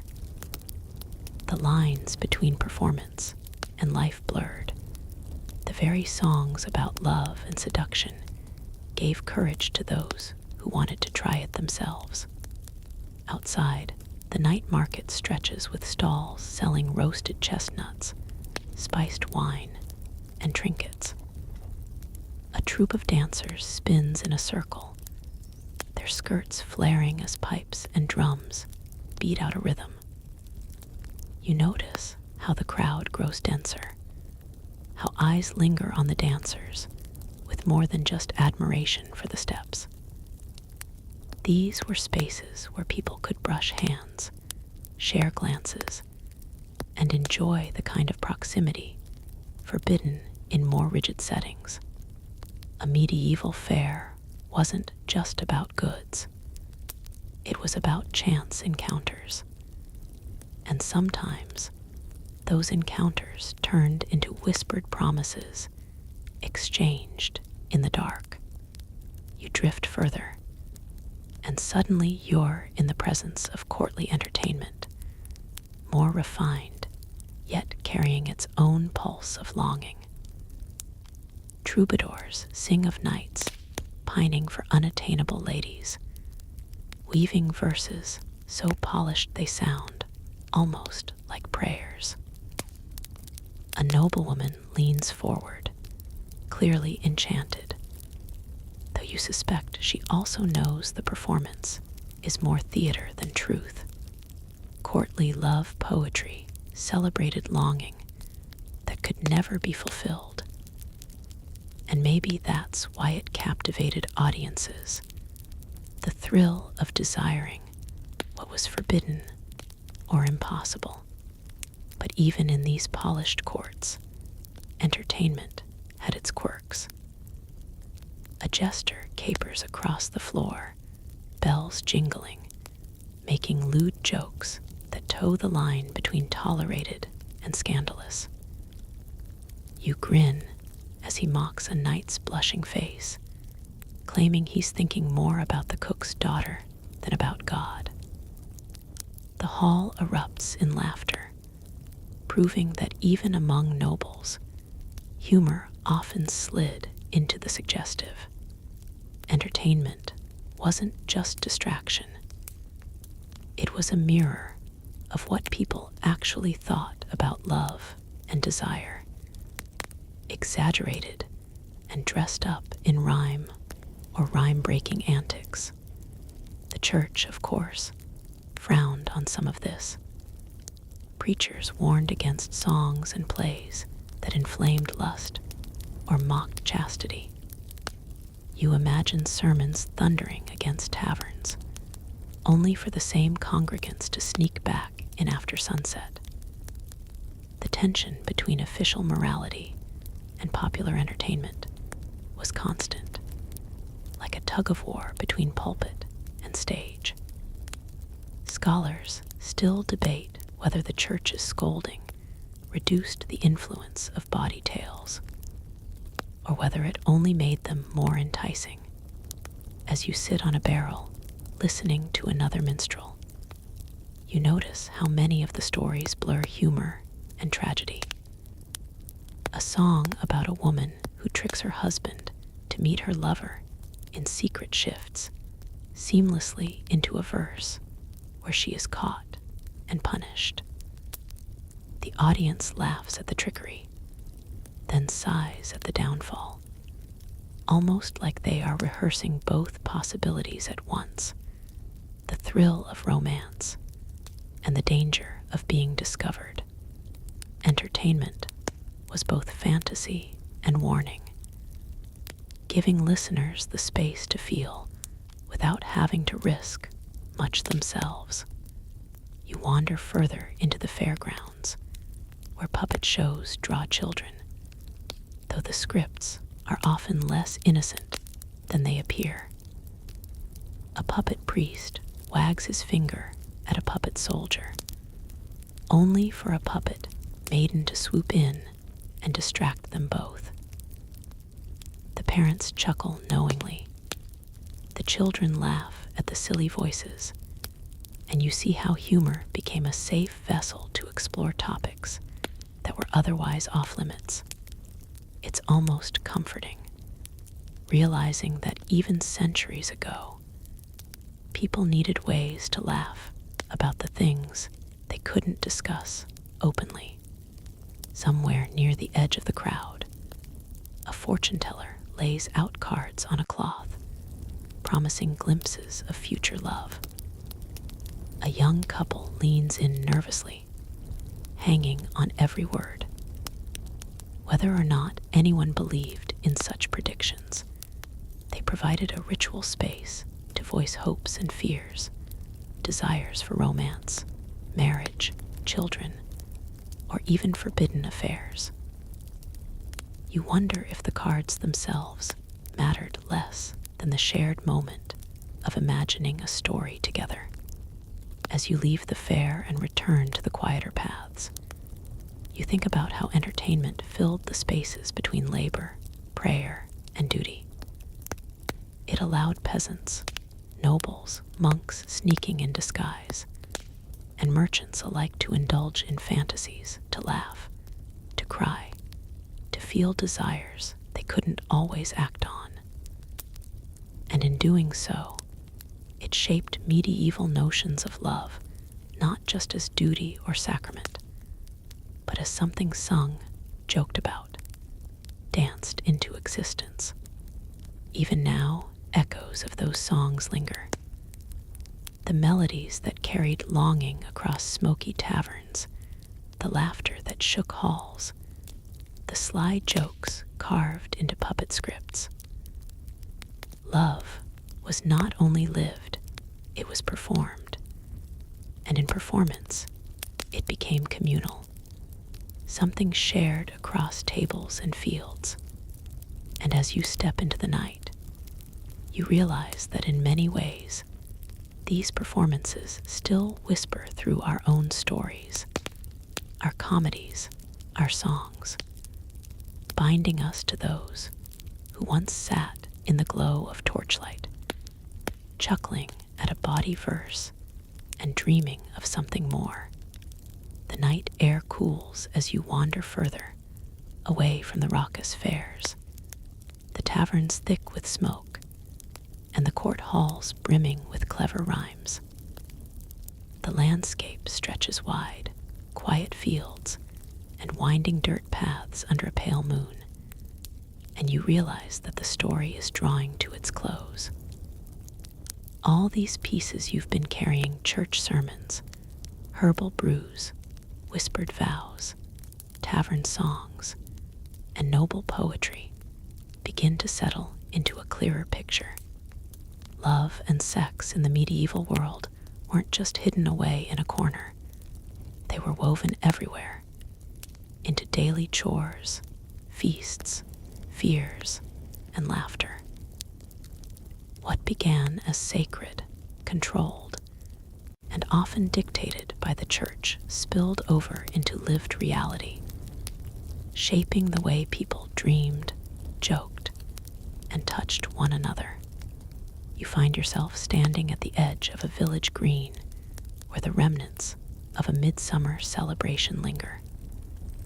A few torches still smolder, and you can almost hear the echo of dancing feet, the creak of fiddles and drums. Festivals like these were perhaps the most vivid illustrations of how love and sex lived among ordinary people. For one night, or sometimes several strict rules loosened, and dances, rituals, and games allowed the young and the not so young to step outside rigid structures. Imagine the weaving of hands in a circle, the laughter at stolen glances, the sparks of flirtation ignited by nothing more than the excuse of tradition. Historians still argue whether these celebrations were innocent or wildly indulgent, but perhaps the truth lies somewhere in between. A momentary opening where possibility shimmered and memory lingered long after. From the village green, your path turns toward a quieter lane, lined with cottages where families have already settled for the night. You picture a couple inside, perhaps married for 20 years, sitting by the hearth. Their love is not marked by troubadour songs or bawdy jokes. It is marked by shared bread, mended clothes, children tucked under blankets. There is tenderness in these daily rituals, just as much as in the great romances sung in courts. The wife stirs a pot while the husband sharpens a tool, and between them there is a bond that needs no proclamation. Even here, in the simplicity of daily life, love and sex are not absent. They are folded into the rhythm of existence. You think of all the different kinds of relationships you've wandered through. The arranged marriages designed to merge lands or strengthen alliances. The secret affairs that tested the boundaries of danger and longing. The chaste courtly love elevated as virtue. And the earthy encounters in taverns or fields.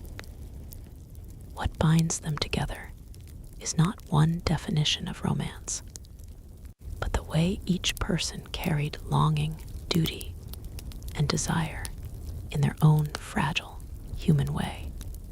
The medieval world might feel alien to you, the wooden carts, the candlelit prayers, the endless sermons, but that pull of connection, of wanting to be seen and held, is still entirely familiar. A dog barks in the distance, startling you slightly, but the sound only reminds you of how much noise the past carried, how alive it must have been to live amid bells, carts, voices, music, animals, and yet within all of that, to carve out spaces of intimacy. A couple whispering in the corner of a barn, a letter folded with care, a secret tryst beneath the boughs of an orchard. These were the places where love and sex found their home, often hidden from the eyes of priests and parents, yet essential to how people lived and remembered their days. As you continue, you reach the crest of a hill, and from there the whole countryside stretches beneath you. Farms scatter across the fields, a manor glimmers faintly in the distance, and beyond that, the dim lights of a town. In each of those places, different rules and different customs shaped how people loved. Nobles bound by inheritance and duty, peasants by survival and shared work, monks and nuns by vows that both constrained and sometimes quietly bent under pressure. And yet everywhere, the same questions lingered. Who will love me? Who will stay with me? How do I balance what I feel with what I must do? These questions are timeless, echoing across the centuries. The church bells strike again faintly, reminding you of how insistent the institution was in guiding, or attempting to guide, people's love lives. Marriage was framed as sacrament, sex often confined to procreation, desire painted as temptation. And yet, the more you've wandered through these stories, the clearer it becomes that people constantly bent, resisted, or reshaped these rules. Priests may have thundered from pulpits, but lovers still found each other in gardens. Manuals may have dictated positions and cautions, but tavern songs laughed them away with bawdy exaggeration. Even monasteries, meant to embody chastity, sometimes became stages for quiet rebellions of the flesh. What strikes you now, standing on the hillside, is how much humor carried people through. They laughed at the absurdities of strict rules, at the mishaps of desire, at the very messiness of being human. Humor softened the dangers of punishment, transformed fear into story, and allowed people to share the weight of longing without shame.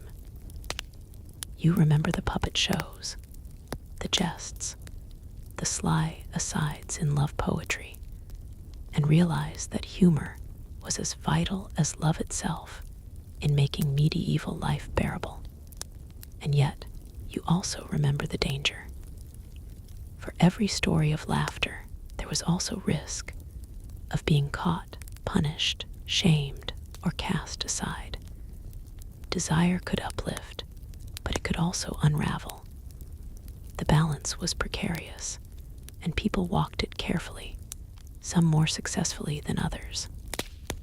A noble's affair might spark gossip, but end in scandal. A peasant woman's dalliance might mean loss of livelihood or worse. The stakes were uneven, yet the yearning remained universal. As the night deepens, your steps slow, and the voices of the past seem to whisper more softly. You think of all the women who brewed potions from herbs, some to kindle desire, others to prevent unwanted life.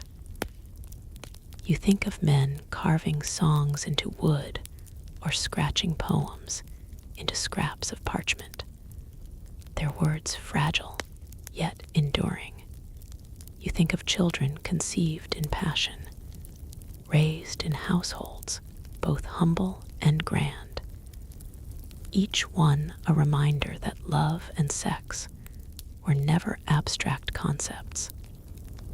They were the forces that built families, dynasties, and communities. The air grows cooler still, and your thoughts begin to drift like smoke. You picture once more the marketplace, the monastery, the wedding feast, the midsummer fire, the tavern's laughter, the hush of a chamber at night. Each scene fades in and out, blurring together into one long memory of humanity searching for connection.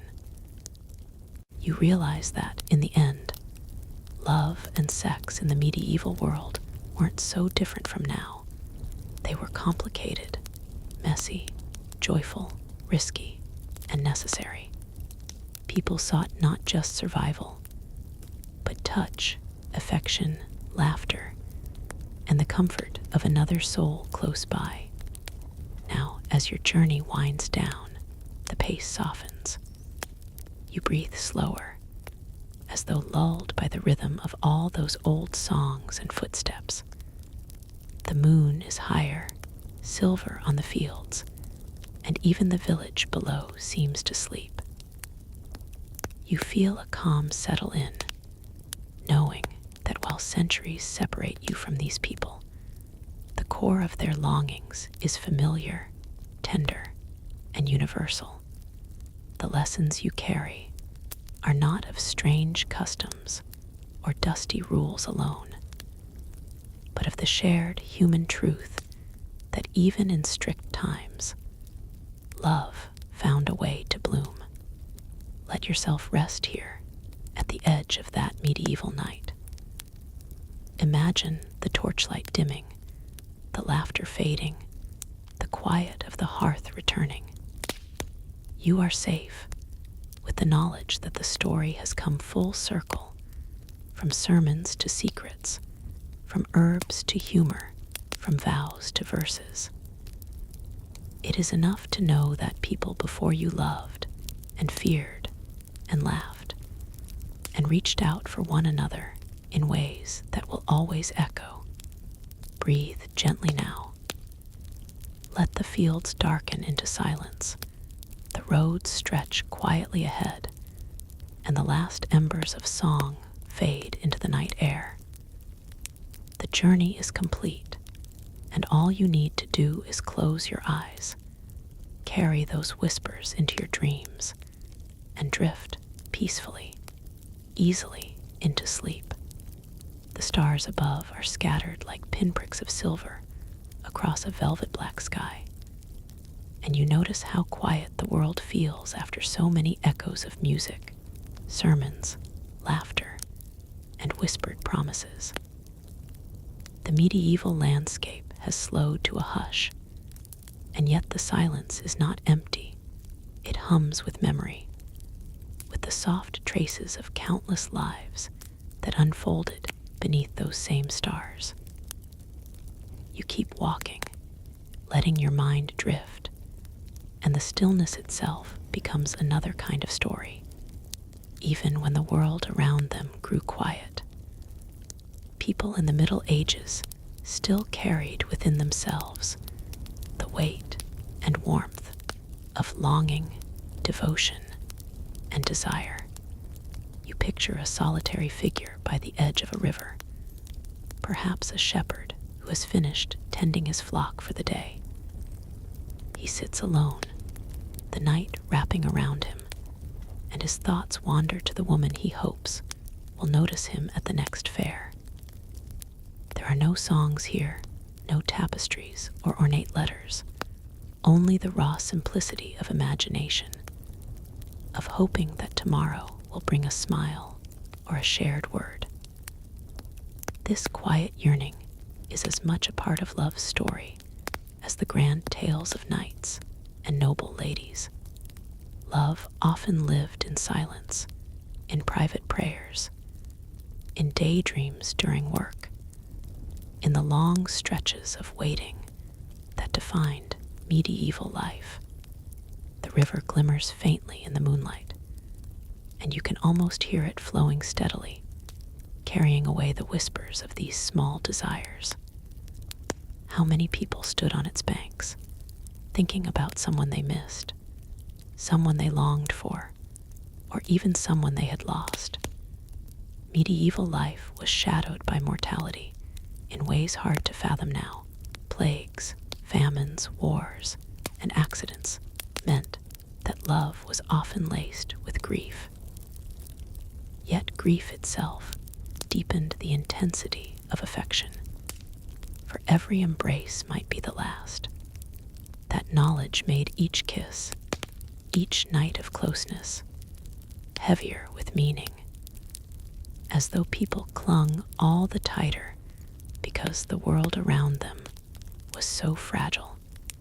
As you keep walking, you notice a glow ahead, the faint light of a fire flickering near a crossroads. A small group of travelers has gathered there, merchants, perhaps, or pilgrims, resting on their way to the next town. They are strangers to each other, yet as they sit together, one begins to tell a tale. His voice carries in the still air, weaving a story about lovers who met under impossible circumstances, parted by duty, but found each other again against all odds. The others lean closer, listening, drawn into the warmth of the fire and the comfort of shared narrative.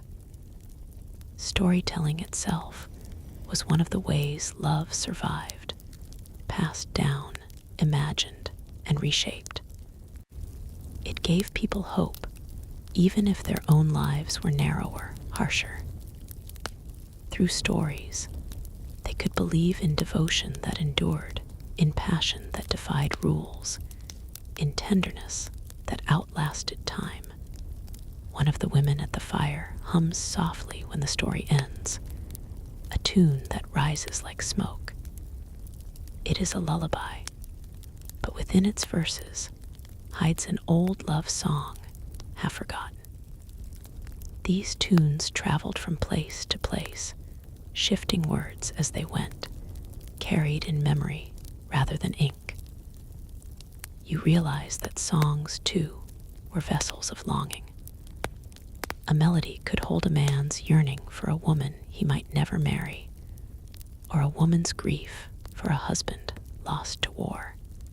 The simplicity of music allowed emotions to live on, even when the words were veiled, so that love and loss could be sung without fear of censure. You leave the fire behind, and follow another path, one that winds through a grove of trees. Here, the night feels deeper, and the stillness presses in. Yet even here, you can imagine secret meetings that once took place, lovers slipping away from villages, hearts racing, clutching hands in the shadows. The grove is filled with the rustle of leaves, the scent of damp earth, the sense of privacy that emboldens. For many couples, the wilderness offered freedom that homes and towns denied. The forest, dangerous though it might be, was also a place where passion could be safely hidden. To imagine two figures here, whispering against the bark of an old tree, is to understand how love made people braver than they might otherwise be. The path eventually opens onto a wide field where the grass sways in the night breeze. You pause, feeling how vast the space is, how open to sky and stars. Fields like this were both workspaces and private sanctuaries. In daylight, they rang with the sound of labor, but by night, they became spaces of solitude. You imagine a young couple lying back on the grass, staring up at the constellations, telling each other stories about which stars meant what. Perhaps one traced Orion's belt with a fingertip and spun a tale of warriors and protection, while the other pointed to Venus, the planet of love, and laughed about its bright glow. In such small moments, the cosmos itself became a canvas for affection. Even when lives were bounded by narrow horizons, the sky offered a vastness where hopes could stretch. As you lie back in your mind beside them, looking at those stars, you begin to think of how deeply tied love was to cycles of nature. The turning of seasons, the lengthening of days, the rituals of planting and harvest, all of these shaped when and how people could meet, marry, or bear children. Spring festivals encouraged pairing. Autumn feasts celebrated unions. Winter nights tightened bonds indoors. To love in the Middle Ages was to live within this rhythm, to feel desire grow with the blooming of flowers, to marry when the harvest promised stability, to huddle together when the cold demanded closeness. Even love itself followed the pulse of the earth. The wind stirs the grass around you, and with it comes the faint scent of wood smoke from some faraway cottage. It draws you into another scene, a couple seated near the fire at the end of a long winter's day. Their children sleep in a loft above, and the night is theirs, rare and precious. They talk in low voices, share stories of their day, perhaps argue lightly, perhaps fall into silence. And in that silence, they find comfort simply in each other's presence.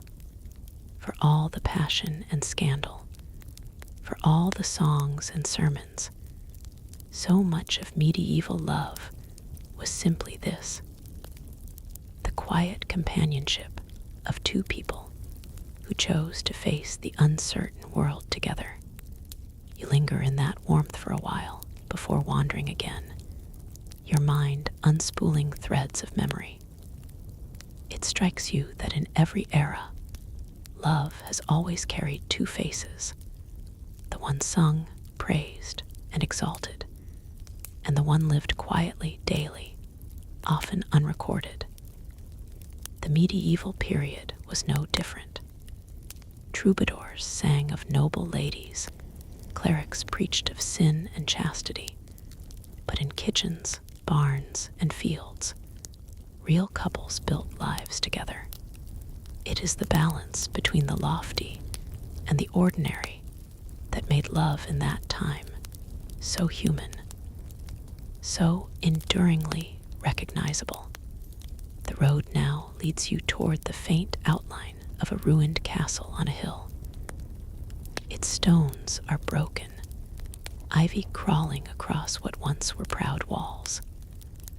Standing there in the moonlight, you cannot help but think of how many loves began or ended within its chambers. Perhaps a lord and lady who married for alliance, yet found tenderness in one another. Perhaps a knight who whispered vows before riding to battle, never to return. Perhaps a servant girl and a stable boy who shared fleeting moments of affection behind the stables. The ruins are quiet now, but you can almost hear the echoes of their lives, their laughter, their grief. The stones themselves feel heavy with memory. You sit on one of the fallen blocks, and your thoughts drift again. What remains clear is that, in the end, love was not just an ornament of medieval life, it was its pulse. It shaped who people married, how they built families, how dynasties rose or fell.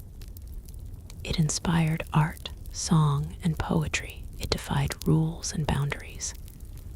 It was, at its heart, the most powerful contradiction, both heavily controlled and wildly free, both exalted and condemned, both sacred and earthy.